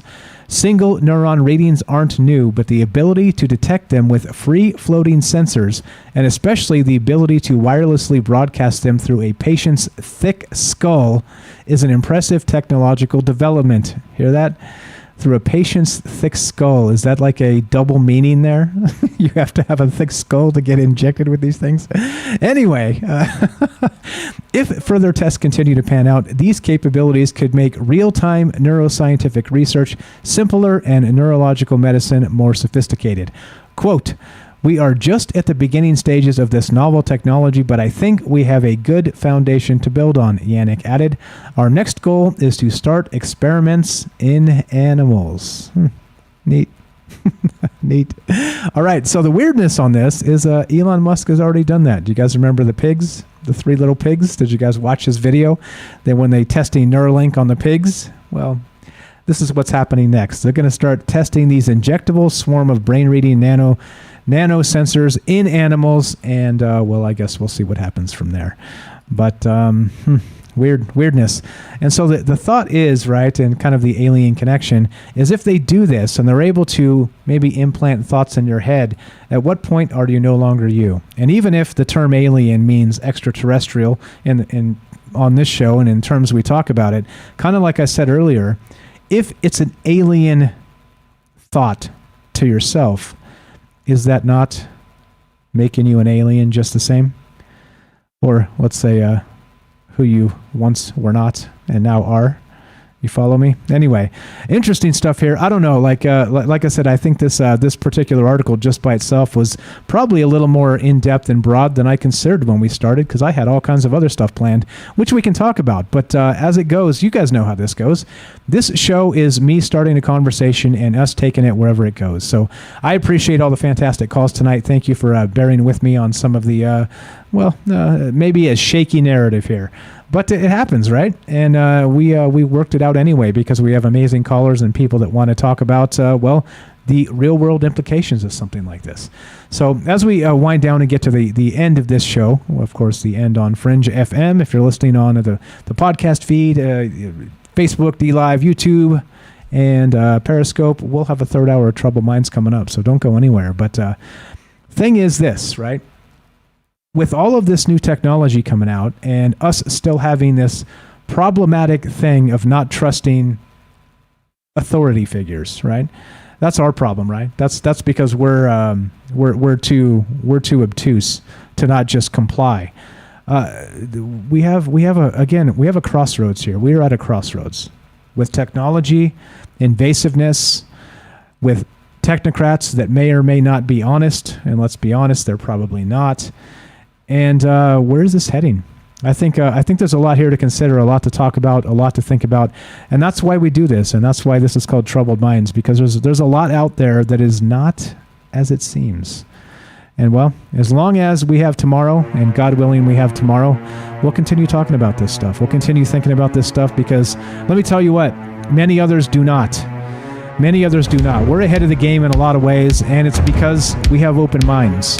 Open, troubled minds. And here we are. Like I said, thanks for listening. If you're on Fringe FM, stay tuned for Joe Roop Lighting the Void. If you're listening anywhere else, we have a third hour of Troubled Minds coming up. Facebook, YouTube, D-Live, and Periscope, and the podcast feed. Hang tight. As we finish, be sure, be strong, be true. Thank you for listening. From our Troubled Minds to yours, have a great night.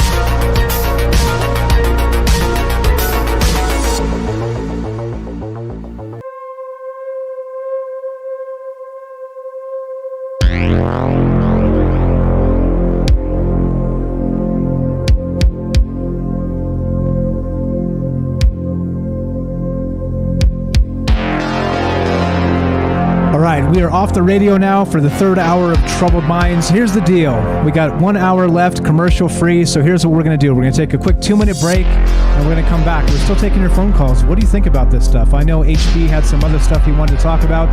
This is where we let our hair down. We're no longer, we are still beholden to the technocrats because we're streaming on some major platforms here. But otherwise, we can drop an F-bomb here or there and maybe not be so radio-friendly, let's say. So that's the deal. 2-minute break. More Troubled Minds coming up, third hour. If you called in earlier, you got more to add to this conversation, you're welcome. HB, hop on in. 702-957-1037. That's 702-957-1037. Go to troubledminds.org. Click the Discord link. Get your ass in here. Let's talk about this stuff. What is going on with these, swarm of neurosensors? Well, you can't call them that word that we can't say, but anyway, 2-minute break. Hang tight. Give us a call. We'll put you on the show. We'll talk about this stuff, and let's go. Let's go. Be right back. 2 minutes. Troubled Minds.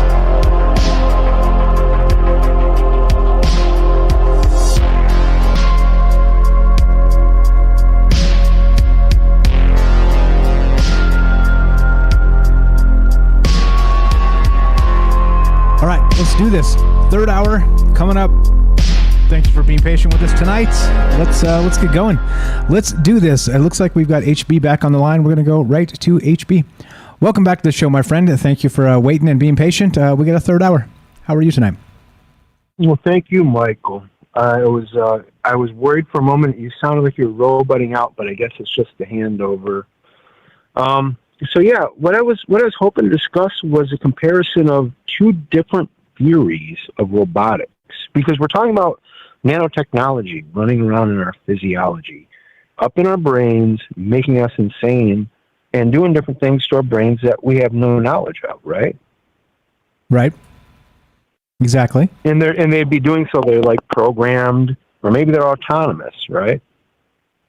Well, that's the terrifying part, because if they're autonomous, they're acting on their own outside of what we need or want them to do, right? Controlled by whatever programming they've been programmed to do. Their own premises, right? Yeah. So, okay, so let's hit the terrifying note. I'll start with that because I have such a syllabus prepared, but I don't know if we could get to it in a call that allows other people to also call in. So let's hit the syllabus, all right? Sure. Right at the heart. Mark Tilden, Tilden. This is the guy that I first brought this name up before any other name when I started my postgraduate courses in university for electrical engineering and computers, where I discovered a lot of things about what's happening in our academia. And I brought up Robert Tilden, and not one professor recognized the name. Bad sign to me, because Robert Tilden created what's BEAM, beam robotics. He basically, somebody might be sitting here juggling balls and saying, why are you talking about Mark Tilden? Sorry if I mess his name up a little bit. Sometimes I'm bad with names. Mark Tilden, he just made some little scorpions that will go and move their solar panel into the sun as it changes throughout the day. And then they'll go and move another scorpion out of the way so they can have the better spot. Here's the interesting thing. Mark Tilden came up with a sort of brain that you can put into a robot that's nothing but just a mesh of a bunch of micro inductors, I believe, and paired with each microinductor, like just picture a whole mesh, like an X and Y graph paper, and at each intersecting point there's a little inductor and there's a little capacitor. Somehow this makes a brain. That's what he figured out. He doesn't even know how it works. He's never been able to describe to anybody how he makes robotic butlers for rich people in Tokyo and Hong Kong to this day. He moved out of the West. Mark Tilden moved out east into Japan and Hong Kong and sells his secrets to them. He makes autonomous robots. And if you're curious about how autonomous these robots are, he worked for NASA. He created the first autonomous space probe for NASA and another one. He created autonomous space probes that don't need instructions. They don't rely on radio, which gets more and more distant as they get more and more far away from Earth. They make their own decisions. And how did he do it? With these designs, these strange designs that are so simplistic, but nobody can understand. My professors in my department couldn't even tell me they knew or had ever been familiarized with Mark Tilden and autonomous space probes, the most amazing thing ever, or these robots. And I'm sorry, so that's where I would begin. That's where I would want to introduce yourself and your listeners to. That autonomy somehow is a mystery. Okay, interesting. So I actually got I pulled it up. I found him. His name is Mark Tilden, Tilden, in the Beam patent I found. The abstract is this. Let me just read this real quick so we're clear on exactly what this is. A self-stabilizing control circuit utilizing pulse delay circuits for controlling the limbs of a limbed robot and a robot incorporating such a circuit are provided. The pulse delay circuit acts as an artificial neuron, which drives servo motors according to a selected sequence, which is reconfigurable in response to signals from local or remote sensors. Also disclosed as a pulse neutralizing circuit, which can be used to stabilize and reconfigure sequencing loops and chains, incorporating the pulse delay circuit, and which can modify the actuation processes controlled thereby. Doesn't seem like exactly what you're talking about, but that's what I found just at a quick search. And I did link that. No, it is exactly. Hold on. It is exactly what I'm talking about. What it is, so you take all of your different motor things that you want your robot to move around and grind with physical reality. You want it to move its arm over here. You want it to turn its head with the sensor apparatus over there. You take all of those things, but then you say, how do I want to control them? You give it over to nature. Maybe I'm getting ahead of myself. You give it over to what I have to assume is chaos, because Mark Tilden himself has never explained how this mesh of pico capacitors and nano or micro transistors all paired at a grid just somehow makes a brain. And all of a sudden, he has robots, little insectoid robots that will wander around the room and follow the sun because they want to suck up the solar energy. So, and then one of his great breakthroughs was that he found if you took this gridless graph paper brain and put one in the middle of it on top of it to kind of regulate it, you got autonomous behavior out of the robots. And then he started selling butlers to Hong Kong and Tokyo. He disappeared off the Western map, went out east, and we never heard him again academically. He designed the first autonomous space probe for NASA. It doesn't need a chip, like a digital chip that we're used to thinking of, to tell it when to realign itself, fire its thrusters, get ready for this, to use this gravity effect. It does it all naturally. She designed that. This is what we should be studying. Now, Asimov's 3 laws of robotics are about, like, don't hit the human, don't upset the human, hey, don't hit yourself either. But his 3 laws of robotics, the BEAM robotics thing, actually would give you, your robot, all of its necessary sense of being an autonomous thing that actually has a will to fight to survive. And then you could actually apply Tilden's robotics to that. Otherwise, if you don't, Asimov's robotics, if you don't have a machine that feels like a living thing inside of itself, then you can't tell it to don't hit a human, don't hurt a human. It won't understand what you mean. It'll eventually hit or hurt the human. You would have to give that machine a sense of being its own thriving body, its own force of nature, just like we all are. If you were to try to impose laws on it, right? So that's where I wanted to go. That's all I wanted to get out there, and that's my thoughts on transhumanism. Maybe we'll really get out there and upload our brains into the matrix. Maybe we won't. Maybe it's a trick. But if we were to set down predecessing laws, precessional laws, where they follow one after the other, and we can narrowly define the degrees by which they always are changing and transforming into one another by precession, then we could say these laws are granting us this ability. This transhumanism, but I doubt it. I simply doubt that our brains are going to come, computers and androids and Voltron. I just don't think it's going to happen. Well, okay, but hold on though. So there's that. So do you think our brains have the ability to reject outright if we're injected with something like this? Do you think there will be like an internal biological versus non-biological fight for this? Do you think our body will reject it as much as like they might a virus or something else? So clinically, you're asking me, do I think there may be a sort of psychosomatic immunization point to this entirely new technology? Could our mind somehow have evolved throughout these ages the possibility of being ready to deal with this threat? Is that what you're asking? Exactly. Okay, I could not tell you. I'm not a physiologist. Physiology is very far beyond me. Now, this is what I was saying on my previous call. Like, my nanomachinery and the gray goop theory from back in the early 90s got thrown away. Those people lost tenure and lost grant money. It got handed over to micromachinery, where they figured out it was because, okay, so gears under a certain size, they shear away. The teeth shear away. They're not good as gears.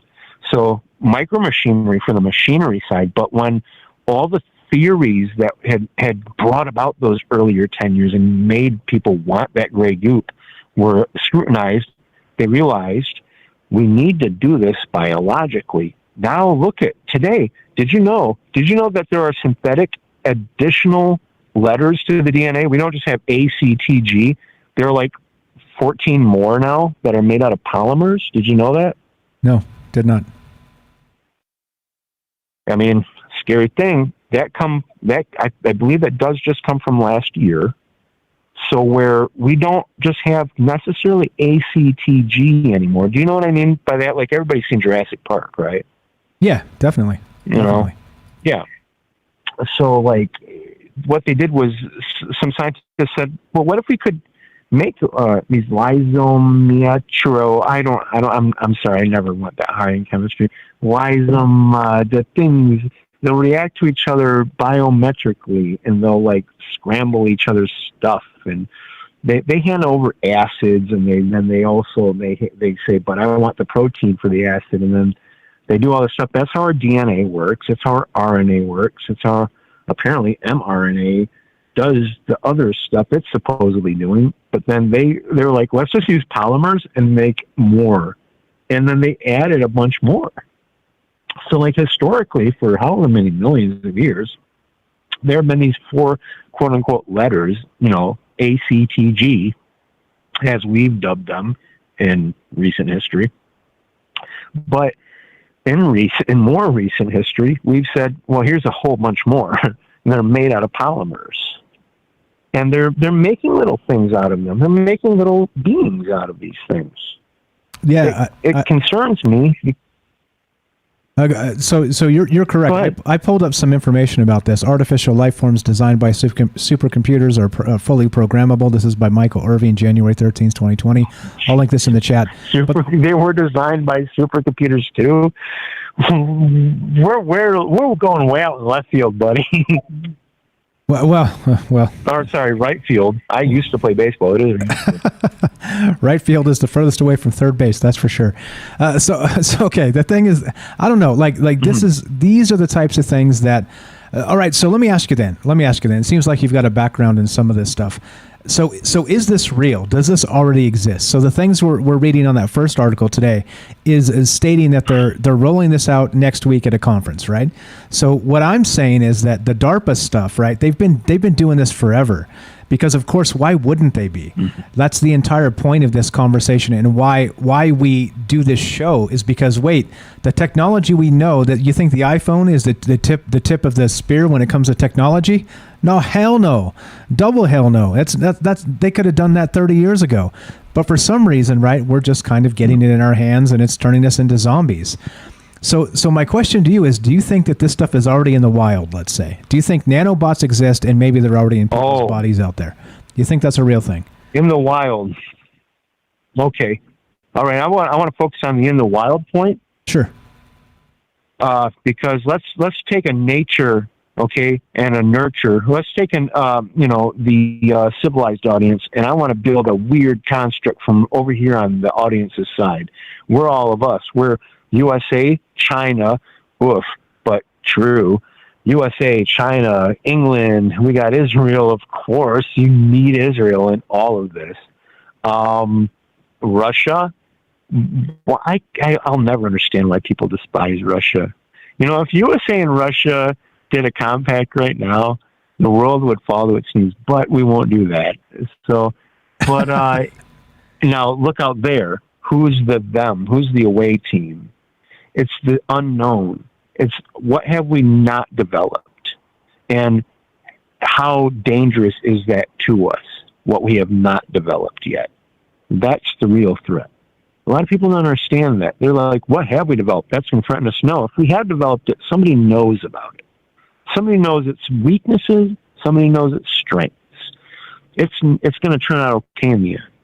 What we have not yet developed and how dangerous it is worse for us than anything we've ever known. And that's simple truth. Logic divided. Right. So who would be developing these things? Are you suggesting a breakaway civilization or DARPA or these black projects or SAPs or whatever they're called, special access projects? Is that what you're suggesting? Or are you saying that it's not developed yet and that's what we should be afraid of what's coming? What do you mean by that? I see. No, from that perspective, something that's away from what we're used to, I would almost want to take a sort of sci-fi tack. Think about it as a sci-fi author, and say, okay, what would I write that would be really sinister? And I mean, I'm not that sinister of a person, and I'm not that good of an author, but that's where I would start. That's where I would start. I would, you know what I mean? Yeah. Like, I think maybe our answers are out there, but it might take a person whose mind is willing to go dark places to really tell us where exactly we might be. A dark mind at this point is, ironic as it is, may be the light of our cartography of these strange times. Welcome to troubled minds, my friend. And so the thing is, right, like I've always said this a lot, I'm not a doom monger. I don't think that the things that we're up against are not without our ability to overcome them, okay? But this show is about being aware of what may be happening out there, right? So I'm positive, but I do have part of that dark mind you're describing because I'm suspicious. I'm suspicious of what they're telling us and what they're not telling us. Some of that dark mind may be in your other callers. Go ahead. Sorry, I didn't mean to interrupt you. I didn't realize you were going to say that much. That's okay. I probably just confused the shit out of people. That's okay. I was hoping that we were leading into I was going to step away, and so some of your other callers would actually start to present their ideas, because I am endlessly fascinated with everything that every one of your callers says. It blows my mind. I am as well. Like I said, we are blessed in that. And also with you now. Thank you. First time caller tonight. I appreciate you being active on Twitter with me and also in the chat and now finally calling in. I appreciate that a lot. So if you got to give us a final thought then, if you're trying to get off the phone, there's no hurry. So you don't have to go. If you got more to say, we got time for you. There's no callers behind you. But we are taking your calls, guys. If you want to get on and talk about whatever HB is talking about or whatever we've been talking about tonight, you guys know the deal is it's a kind of an open forum. We take the conversation where you want to take this. So please give us a call, 702-957-1037. But HB, you don't have to go, man. There's nobody in the Discord, no calls behind you. So welcome to carry on if you continue. Well, I'm gonna surf on in. All right. Sorry, it's a millennial thing. We have the internet and all of this intercommunication connectivity sold to us as a form of surfing. Apparently, I cannot surf for my life, but I am a really good swimmer. I recently visited LA, and there's a beach in LA where everybody goes. There's a rock out there, and all the surfers are around the rock. I looked at that rock and I saw it, and I said, I'm going to swim out to it. I tried to swim out to it. They whistled. The whistles were hitting, and the surfers all got down on their boards and laid down. They knew what was coming. I swam back in because that's what you do when there's a whistle and you look and they point directly at your face and they make a gesture, get in here, and their muscles are 5 times your size. So I swam back to shore. And I said, "What is it, buddy? What are you doing?" Oh, that rock outcropping out there here in LA, I want to swim to it and I want to hop on it like a frog from this side, and on the other side, I want to swim out about 20 yards into the ocean, let the rip tide pull me either up the coast the one way or the other way, but the whole time I'll be swimming back towards the coast and so I'll end up there. I've done this before, but in other places with currents. And he said, "I'm insane. I'm not allowed to swim there anymore." And all these people are out there on their surfboards, and I'm looking at it going, all your surfboard has to do is get untethered from you and your little ankle tether and you're lost, buddy. Because I'm a swimmer. I'm a pretty good swimmer. I could not surf for my life. Keep me away from it.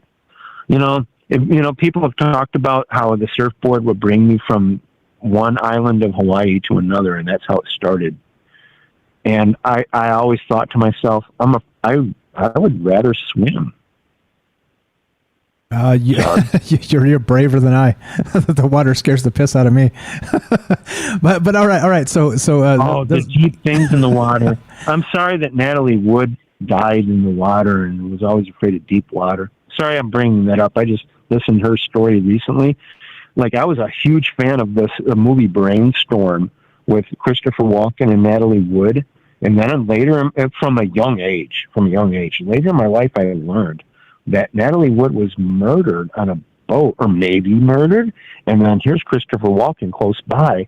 I listened to so much new information, new discovery lately about Natalie Wood's death that my mind is still blown about it. I had no idea that it's very likely her husband killed her.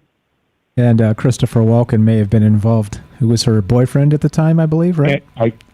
Not really the boyfriend. At the time she died, if you watch the movie Brainstorm, you might get an idea. I mean, two ideas. I'll give you the first one. An idea that he and she had to be very close as actors. They had to keep up their method because they have very intimate scenes in that film. They're not like sexual scenes. They're scenes of extremely profound intimacy where they go from hating each other, absolutely hating each other, and it's really visible. And then this technology enters their life. They use this brain scanner to give each other their thoughts about each other from inside their brain, and it completely changes their view. They become lust-thirsty, teary-eyed maidens to each other all over again. It's amazing. The scene involves like the formation of flight. They go to Kitty Hawk and all of this stuff. It's mind-blowing. It's such a profound movie. You should see Brainstorm with Christopher Walken and Natalie Wood. They were filming it when she died. They had to do the rest without her. That's one I've never seen. I'll have to check it out. All right. So is that related, or is that a tangent story here? I thought you were going to bring this back. Kind of related, because Brainstorm has monkeys with implants in their head. There's a scene where a monkey is like being asked, "Oh, poor monkey," she's tapping the implant in her head, going, "You," like it's a painful thing. She won't touch it, and it's like, "Oh, I know," and it's just like, "Oh my God, dude, we're implanting monkeys with things in real life to get ideas and to generate new information." But then what happens is they realize in the film Brainstorm, you don't need to have an implant. It can all be done with magnetic inductance outside of the skull, using sensors that are fine-tuned to sense this magnetic field that extends from our brain, which, by the way, is enormous. Apparently it's 3 feet outside of the skull or something like that. I'm sorry, 3 feet? Is it 3 yards? It's a huge magnetic field that's created by our brain. Yeah. Huge. And potentially powerful, I don't know. But detailed. Exquisitely detailed, I'm sure. And I remember when I was watching that one movie, the one with Jim Carrey about the mind. What do they call it? The clear mind or the sunny day or whatever the... do you know the one I'm talking about with Jim Carrey, the erased brain or whatever it's called? Spotless. The sheer sunshine, spotless eternal sunshine of the spotless mind is coming to me. That's what I... Yeah, okay, there it was, yeah. I watched it. Here, that was a movie, by the way. It felt like they rewrote it 3 times. They left two entire plot threads just dangled and died throughout that movie, and it was so stupid. But it was very interesting. It was very interesting that they focused on locations like loci, L-O-C-I, locations in the brain where it may be important to pay a lot of attention. They numeralize them and I would say because they were demonstrating in that movie a non-invasive technology. It was a headset that you wore. They didn't have to do an implant. I would say that that's kind of the next step after Brainstorm, where they're like, we're going to, God, I remember when I was a kid, I remember thinking the ultimate entertainment or party favor is going to be you put on a headset and everything you're thinking and visualizing appears on the TV screen. Everybody's going to see who you've been thinking about fucking. Everybody, all the quirky, how your grand scheme of stealing the cocaine and getting away with the salad, and all the strange shit, dude. The bunny rabbits that control reality. Everybody's gonna be like, really? You think bunny rabbit? Oh, geez. It would be a great party favor. I always wished we could have that. Yeah, so I haven't seen that one in particular either. I do know that the name of the movie. It just came to me. Like I said, a lot of what you're saying here is coming out of center field. So I'm trying to field it all. But the thing is this, though, right? Like, so are you describing like Hollywood in terms of some of these stories as it's been said is sort of preparing us for something? Like maybe this technology existed, or did you see it, like you said, from like a science fiction perspective, that it's maybe kind of predictive programming, as they say?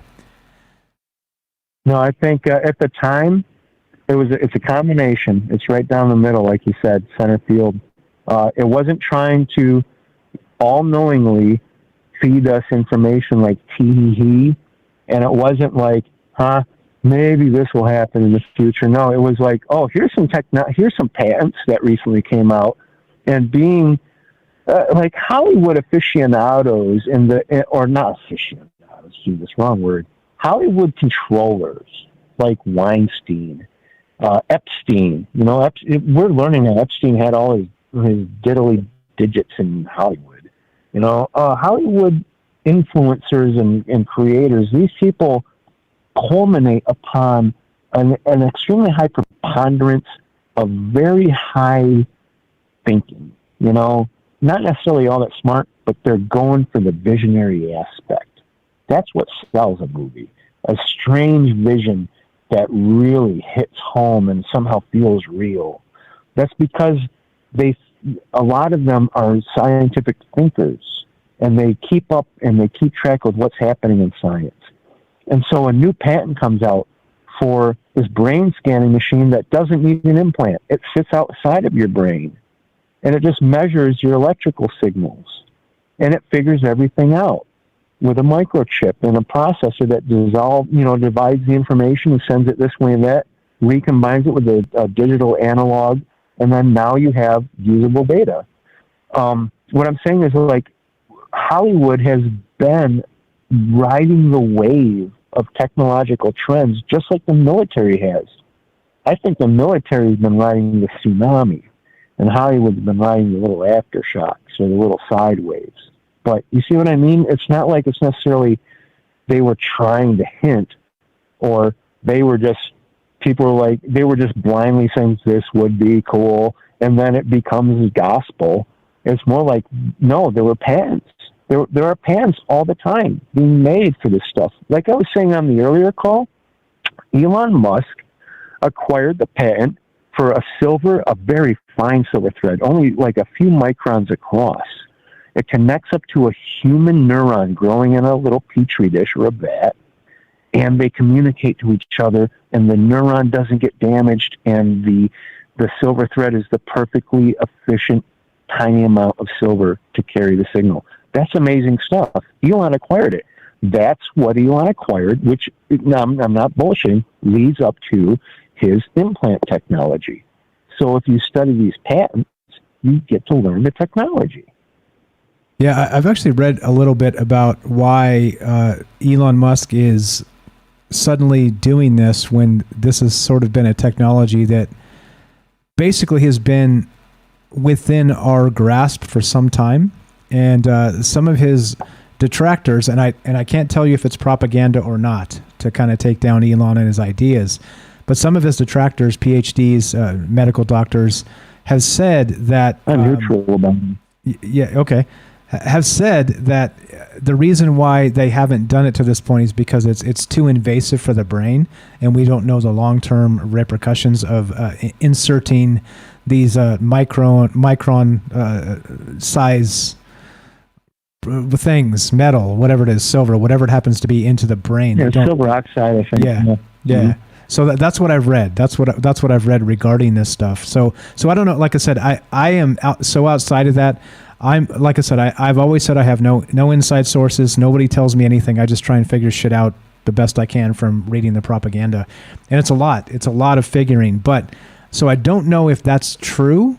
But I do know that if they've had that technology and the know-how to do it for a long time, why haven't they done it? Because, right, saying that it could be damaging to the brain has never stopped the government before. They're like, who fucking cares? Right? Mm-hmm. So I wouldn't put it past them to already be doing it, first of all. Yeah. I wouldn't put it past them to have sold a patent, some government somewhere who held this knowledge about silver oxide and its safe reactions with individual neuronal cells from the human brain. I wouldn't put it past them to have held on to it and then sold it recently because they found something better and they don't need that anymore. And they'd like to see the rest of us chase each other around using their discards while they actually dominate using something we can't even conceive of. Yes, the black budget type projects, the DARPA type stuff, right? Yeah. The stuff that's been tested a long time, and they have this technology. Except, well, it's like I like I was saying about my college years. I got there, and they were so clearly being entirely DARPA controlled that I couldn't even get them to talk about the main things that need to be talked about in computer science and in security. And in security, there were problems at the time called like equation group. Have you ever heard of equation group? No, not that term. No. So equation group was basically shit. So the NSA subcontracted some hackers, like mercenaries, and the hackers' idea was, hey, bro, just take over all of the hard drive manufacturing assembly lines and insert code into the code running process, where it's just a simple little thing where every hard drive, after it's been manufactured and it has its chips ready, a hard drive has a controller, which is a rewritable chip. And the whole idea, and some of them are like, we're not a rewritable chip. Our controller is ROM, read-only memory. But just put somebody to desk. You just put somebody to desk to make sure that ROM is right. So they circumvented every storage device, every major hard drive storage device for years, and for all we know, decades, to where what it is it invades the hard drive controller. It invades the apparatus known as the BIOS, basic input-output system, which is like the interface between the CPU and the hard drive and all the other hardware, the BIOS. It like runs your clock and shit. Yeah.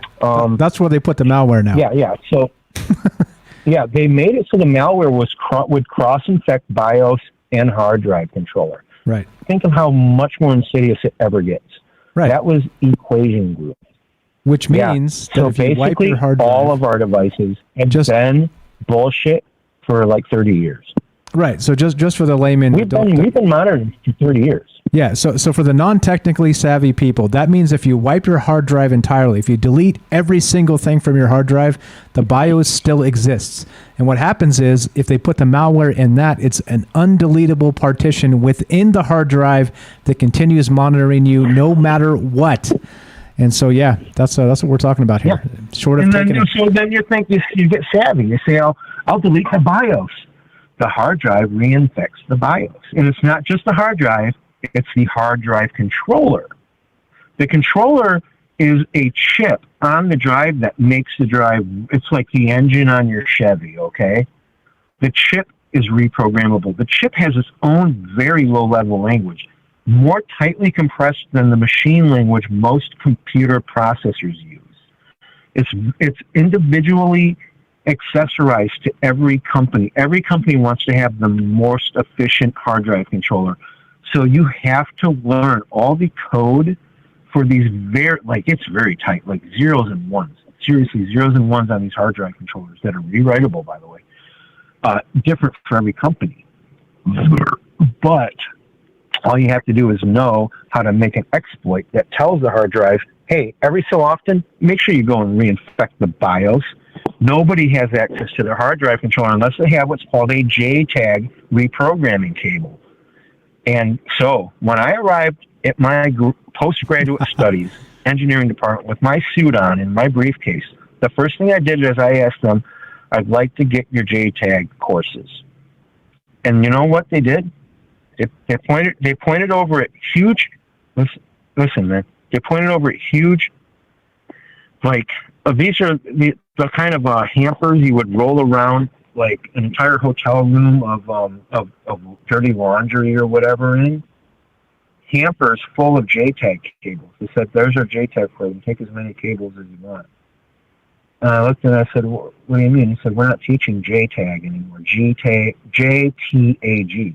We're not teaching JTAG anymore. They got rid of, you want to know what? I got out of that program really quick. I dropped out of college. So wait, so why? What were they doing? What was the insidious nature here? What was happening? Everything I saw pointed to this university, which I won't name, was willing to give in to this program of just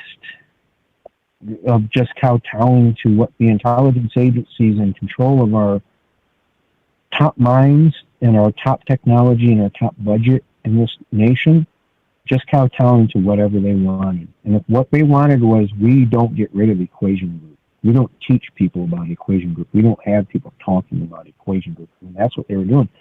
I made a lot more enemies than friends. I impressed a few people who kept me on. And I as soon as the first secret, the sort of like black money came to me, and I was a student on, one day I was a student on financial aid who was about to get screwed out of being in university because they never told me it was this expensive and that I would run out before I could finish my bachelor's. That was one day. The next day, I went in and it was like, well, where are we at? And they're like, so all you got to do is agree to this amount of money. They couldn't tell me where the money came from. It was big, and maybe my life would be different today if I'd taken it, but I didn't because I understood exactly what it was, and I wasn't there for that. And, wait. That's how they do it. So are you telling me right now that you are currently not a CIA asset, but you may have been? Is that what you're telling me?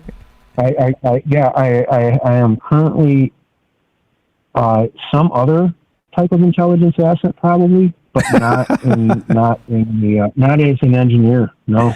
Okay. So let me ask you. Let me ask you again. Absolutely. Let me ask you again, my friend. I've got a very long memory. It's one of my strengths. How did you find this show?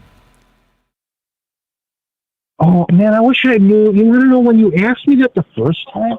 You know what I was thinking? I was like, it sort of occurred to me that I think I was listening to another podcast about conspiracies, and here are my top three candidates because I don't got the time, and I've gone to a contract that over measures my data usage and overcharges for it, so I'm not going to go listen to all the old episodes. So my top three contenders, it was either those conspiracy guys, or it was, you know them, they're Australian and Irish, I think. I do. Those conspiracy guys podcast. I do. I'm aware of them, yes.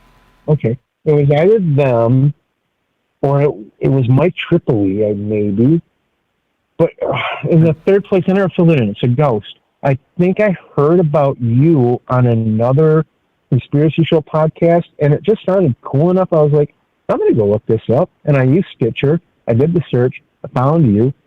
And then I was like, holy shit, I got to listen to this every day. And you're there every day, so I just keep listening. All right. Hold on now. Are you telling me other conspiracy podcasts are talking about me? Is that what you're telling me? I'm pretty sure that's the only way that I can think about it. And also my brain says, hey, he asked you a question, here's the answer, and my brain usually is like an autonomous thing itself, and I get so much great info from it when I just listen. And it was like, yeah, it came from another conspiracy theory or paranormal podcast show. Okay. And that's who mentioned you, and that's how I found you. Okay. All right. All right. All right. So I'm going to.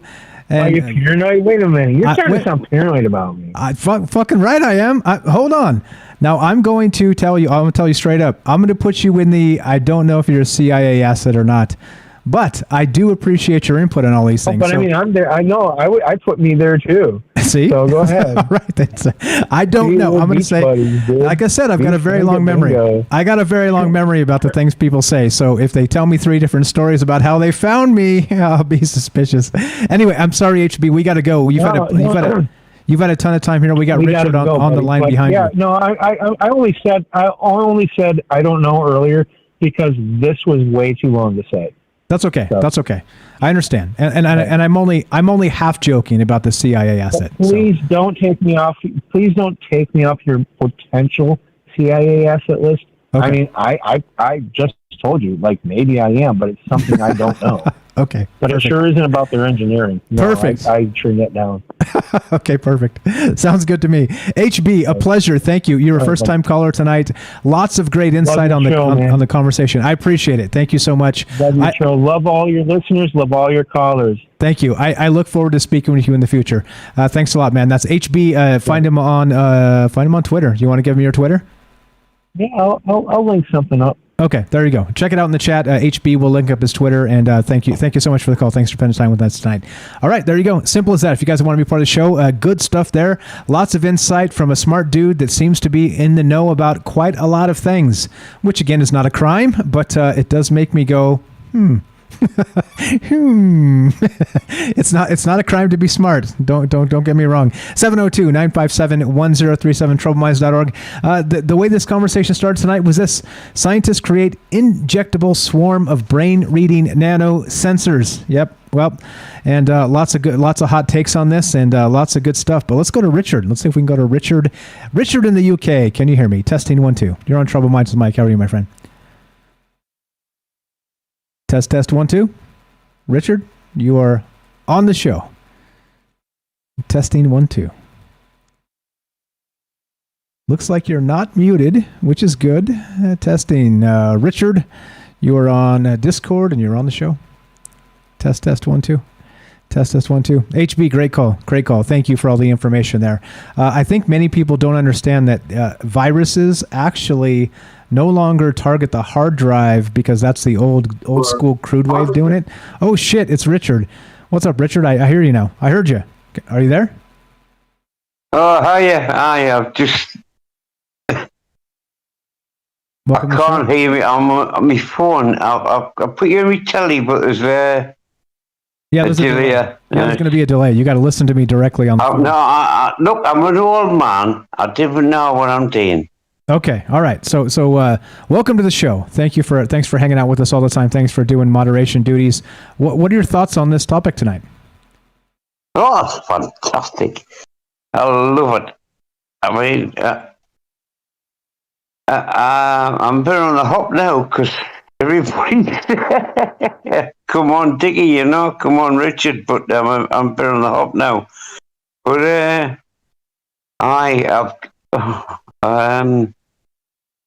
I'm bored now, aren't I? No. Wait. What do you think about this nanobot stuff? Do you think this stuff exists actually, or do you think this is a bunch of hogwash? Well, they're probably they've been messed about for years now, haven't they? Those tiny little robotic things that are going to. I mean, that's probably right. I mean, are we allowed to mention the injections and what have you? I I haven't had them. Well, that's what I'm saying. So it, very much like many things we talk about, some people claim these things exist and they're real and have existed for a long time, and other people claim that this stuff is not real at all. So that's but you look at. Go ahead. You look at films and things.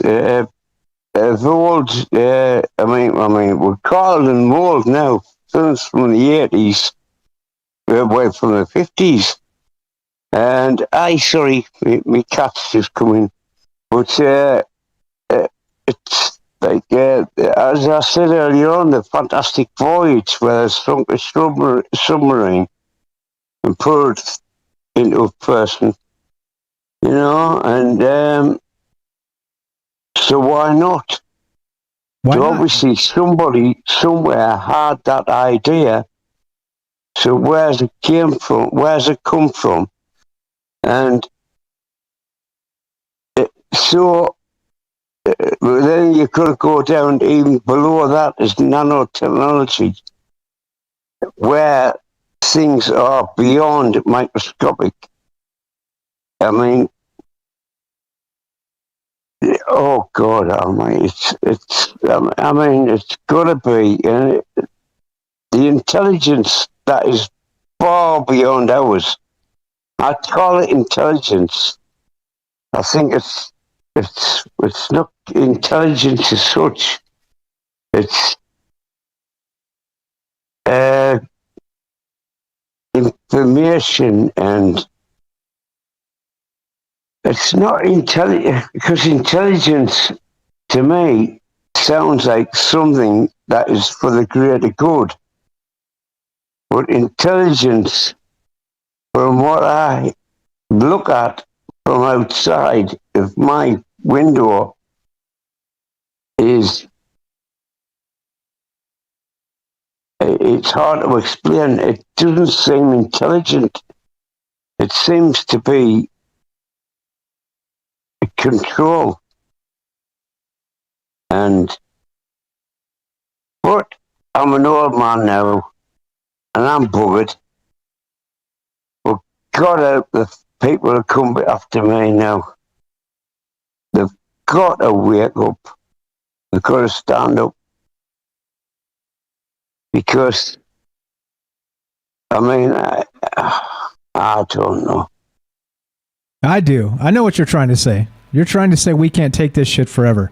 Somebody's got to stand up and say, no, thank you. That's what you're trying to say, right?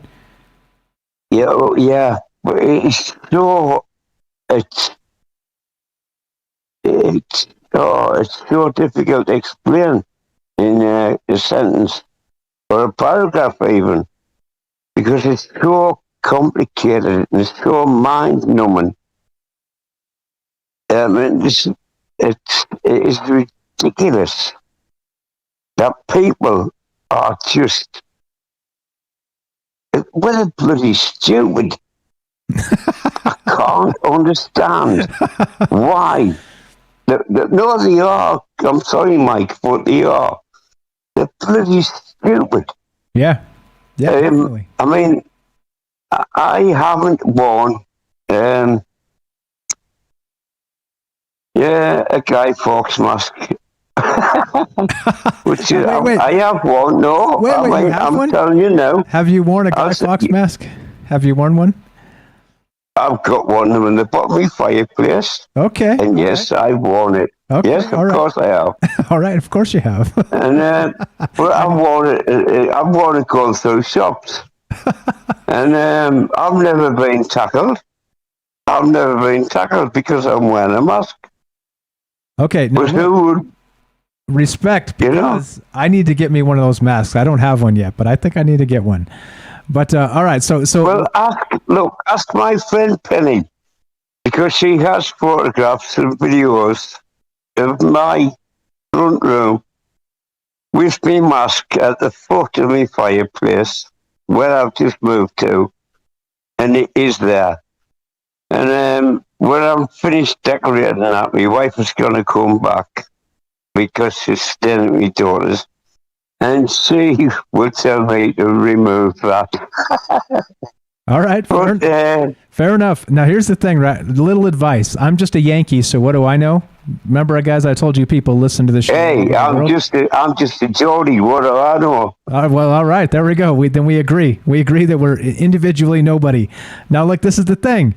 It's probably not a good idea to give away your hiding place for your Guy Fawkes mask. Just letting you know. It might disappear in the middle of the night. Anyway.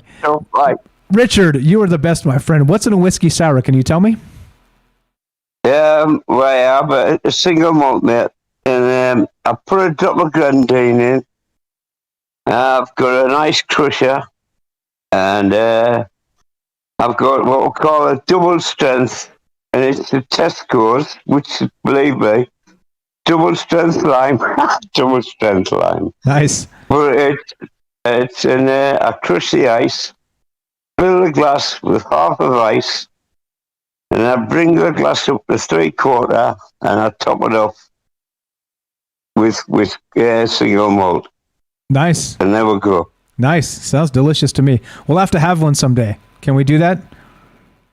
Yeah, hopefully, bud. Hopefully. Okay. All right. This is the deal. I don't think I'm allowed in the United Kingdom. I think they're not going to allow me in the UK ever. Just FYI. I think I'm probably on a terror watch list probably for the UK. But I am probably on the same list for your country, my friend.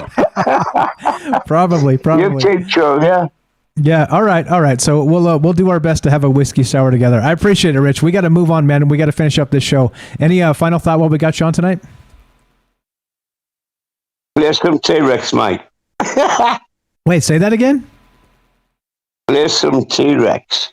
Oh, play some T-Rex. Yeah. I'll practice my T-Rex moves. There was a time by T-Rex. Hell yeah. All right. You will get it. Believe me. T-Rex for you youngsters is a old school rock band. T-Rex. Go listen to some T-Rex. Yeah, but there was a time. That was a time. And it sums it up, my friend. All right. I like the sum ups. Richard, always a pleasure. We'll talk to you soon. Okay? You take care, my friend. You too. Good night. You too, bro. Hit the little X with the phone next to it. That'll disconnect you. I'll move you to the AFK so you don't accidentally fart on us. You got it, bud. All right. Thanks, bro. You got it. Have a good night. Have a good night. Oh, boy. Rich. There you go. That's Richard from the UK. I told you. Like when I say it, I'm not kidding. People listen to us from all over the world. All over the world. Richard, I appreciate the call. Fantastic stuff. All right, let's finish this up. As usual, you guys know the ritual. We're calling this a ritual now, except it's a benign ritual. It's when we get together and we talk about amazing things, and we're concerned for the world. We're concerned for ourselves. We're concerned for our loved ones and our family and the extended families out there, and we want the world to be a better place. And so, as they say, rituals can be bad. Let's call rituals good. And so, as you know, we do the outro with Jay. Jay, welcome to the show. How are you, my friend? I'm good. I came into the third hour. We had power issues, storms and stuff like that, and you guys again once blew my brain up with all the stuff that's going on. That guy that's in the CIA, HB, we knew it. Oh my God! I sniffed it out, didn't I? I was like, wait a minute. I didn't even want to comment. This guy's an operative. This guy's an operative. HB, I got my eyes on you, buddy. I'm just kidding. I'm only half kidding. But half kidding. But yeah, and cool, Richard, yay. Yeah, good stuff. Good stuff. But yeah, I think that nanobots are, even if it's just the chemicals that they're putting in there, they're doing something to it. And then I always go back to my why. I won't keep you forever because we're done. But it's okay. I believe it's true. I do. We're grown. Nobody tells us when to start and when to stop. We're okay. If you got thoughts, we got time to hear them, my friend. Well, I missed too much and came into HB, and it was like, wow, what is going on here? Yeah. So I want to reiterate what he said there. So if you guys think that you're not hacked, you're hacked. Like literally, as he was describing, like all of the viruses are now in the BIOS of hard drives. So there's no way around this anymore. And all of that is linked into the intelligence agencies. It is what it is. So like it's part of the back doors of everything, right? You've heard the back door of software. There's back door in hardware as well, and that's how they do it. They put the malware in sort of these the BIOS, these parts of the hard drive that become self-replicating with these viruses. And you think it's an accident? The powers that be, the intelligence powers that be, know everything. No, it's not an accident. But by no means. Have you guys heard about the Project Pegasus? Yes. Yes. I just started reading into that, and it was like, it's been going on forever. You know, you're just finding out about things that doesn't get done overnight. That's Andrew Basiago, right? We did a show on that, Project Pegasus. I don't know. It's something that's coming out where it's the people who are buying it and using it and stuff like that. Now I saw a little blip of it on a Dan Bongiorno show, and then I started looking into it. That's something new. Wait. What are you talking about here? Project Pegasus is a time travel thing from some guy that said he's running for president because he learned in the past through his time travel. He went back and saw Abraham Lincoln, and he's running for president because he knows from his time travel experience he will be president in the future. We're talking about something different? That's Project Pegasus. We're on to something different. Okay. So it's an Israeli-based group that writes a computer program that basically, from what I'm gathering, that the start of the show was about, is we can get into everything, you know, and look at everything, like from the telephone to the TV to probably the old-fashioned radio.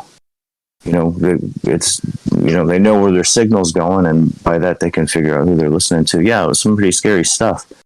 You know, there's senators involved in it and everything that are buying the software. You know, countries are buying it. It's, you know, we're not buying it. No, it's all. This is part of the illusion, right? The part of the illusion is that everything is secure in some sense, and literally nothing's secure. Like everything, like I've always said this: if you can build it, you can hack it, and that's the truth. And so, you know, this blockchain and all the crap they say, right? Remember how they used to say the blockchain, Bitcoin, it's the future, all this shit, right? It's untraceable, it's all anonymous, all this stuff. You got the Bitcoin wallets, all this stuff, right? But then look what happened. The pipeline hack, they sold, what they do, sent 4 million in Bitcoin, I think, right? But they recovered like 3.87 million of it with the refund button. Nope. Nope. There are backdoors. There are hacks. The blockchain is not as solid as they say. And I promise you that because the intelligence agencies are neck deep in that shit. Don't be fooled, people. There is no security on the internet. I'm sorry. You confuse things if you think that's the case. It is not the case. So I haven't heard of Project Pegasus in that regard. I'll look it up. I will look it up, Jay. Thank you for. I'll send you the Rumble. I'll send you the Rumble link. Okay. I'll go back and find the Rumble link and send you the little thing where he has his little conniption fit about, like, you guys hear this shit?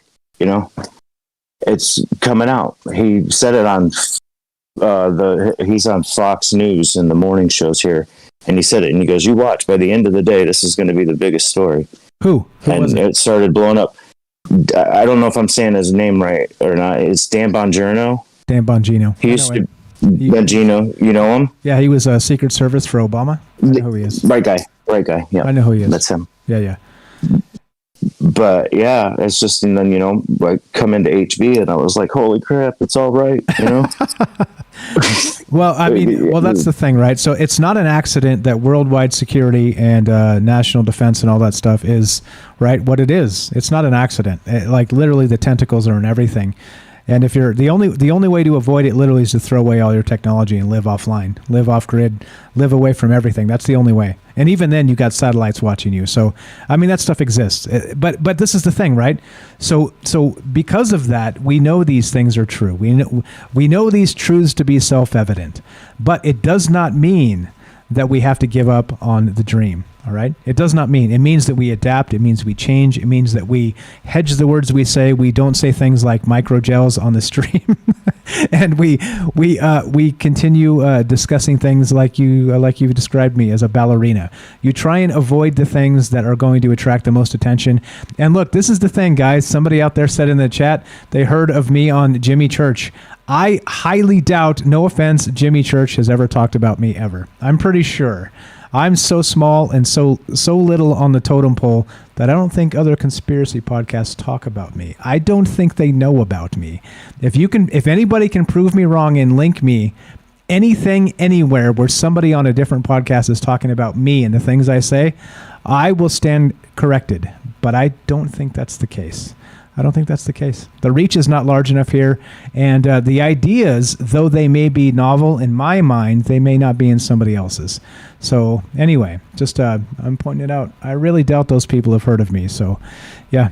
Anyway, so what do you think? So boiling this down, you think that this nanobot stuff is probably existing?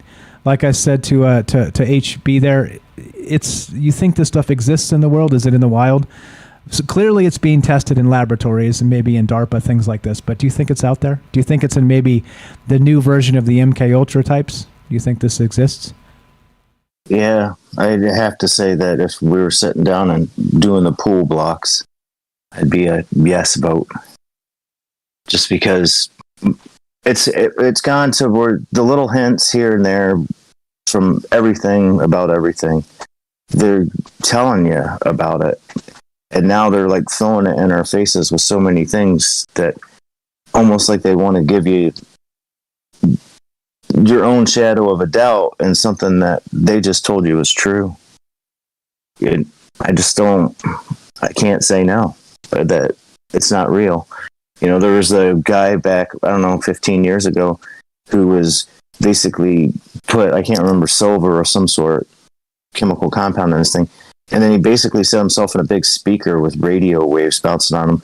And they toned it down where they were nuking cancer cells and stuff like that with these injections that they were doing. And it worked. And why we don't use it, I don't know. But I mean, I remember reading up on that for a while because the guy was doing research. He had leukemia or something. He ended up dying, but he saved somebody. Hey, man, think about it. If you end up dying, which we're all going to do, but in the meantime, from here to there, you save somebody, you've done us a service somewhere down the line, right? So it's okay. Right. That's okay. All right. So, I mean, I think they're doing it and have been for probably longer than we'd like to know. You know, checking out what's on the computers, you know.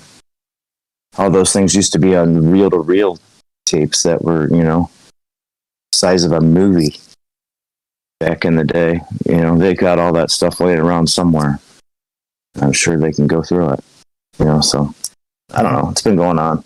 But I think so. HB kind of hurt me there. I was like, oh man, damn it. I'm busted. His SUV's probably sitting out front right now. And no, I don't have a Guy Fawkes mask because if you buy one of those in the United States, you're definitely on the list. Yeah, I would imagine, right? There's other things, ghost guns and things like this, right? There's definitely things like this. All right, so now this is the thing, right? Now, I don't know.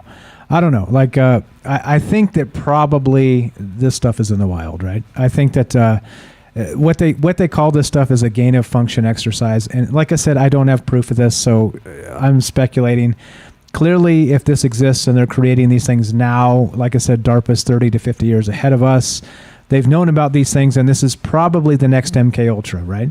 Because, of course, we've talked about lasers that can whisper in your ear and nobody else can hear it, like voice laser to skull technology, right? Voice to skull technology. There's things like this out there that exist, and so they're now coming to fruition in the public sphere. But if they are coming to fruition now, it kind of makes you wonder if they haven't been doing this stuff for a very long time. So, yeah, I'm with you. It's a little bit weird.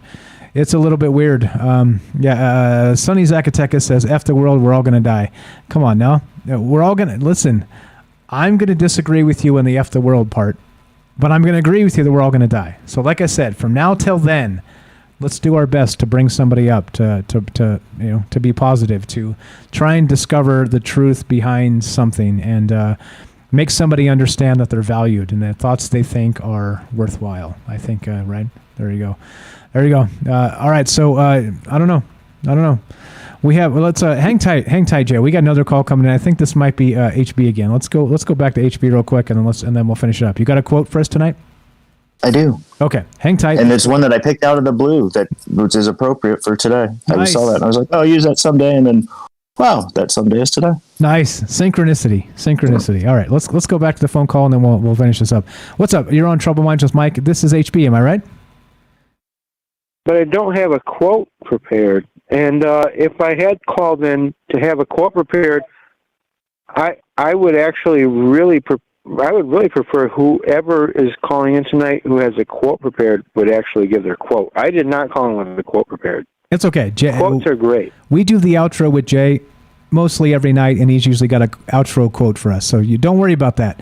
Well, I'm sorry. No, I'm sorry. I feel like I called in misguidedly.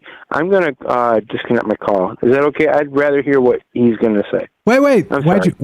Give me your thought. I've called you a CIA agent twice now. Do you want to refute that? No, it wasn't about all that. Okay. It wasn't about all that. Everybody's a CIA agent twice. Okay. Don't you understand, buddy? Yeah, I get it. I understand. That's exactly what I'm saying. All right. So turn yourself around. Yeah. All right. Watch. Ready? Here we go. Turn yourself around. Find your feelings. Okay. But no, this guy. I'm sorry. No, whatever. I'm sorry. It was weird. When I called up, whatever I was thinking of talking about, it just kind of disappeared when you were talking about him. Can I just disconnect? Yeah. And don't make it embarrassing for me. You got it. I'll catch up with you later. Thanks, HB. Right. Have a great night. All right, let's do it, Jay. What kind of outro quote you got? See what I'm saying? I'm telling you, I'm man, sorry, HB. I didn't mean to make you feel that way. Shit just gets more and more weird, does it not? Yeah. All right. Well, now I know I'm on a watch list for 100% sure. I had suspicions before, but now I think it's no doubt. All right, go ahead, Jay. Let's. Well, we'll be there together in our whatever camp. All right, let's do it. This one is timeless wisdom from the Gripper. All right. Only when the human spirit is allowed to invent and create, only when individuals are given a personal stake in deciding their destiny, benefiting from their own risks, and only can society remain alive, prosperous, progressive, and free. Ron Reagan. The guy who said, never let the truth get away. Now you've done it. You had to say Ronald Reagan, and now we're fucked. Now we're definitely on the list. Now you've done it, Jay. Thank you. Well, it's okay. I'm not scared. Go for broke, I suppose. Go for broke. Okay. Kick the ball down the field. That's okay. All right. This is the thing, right? We're done.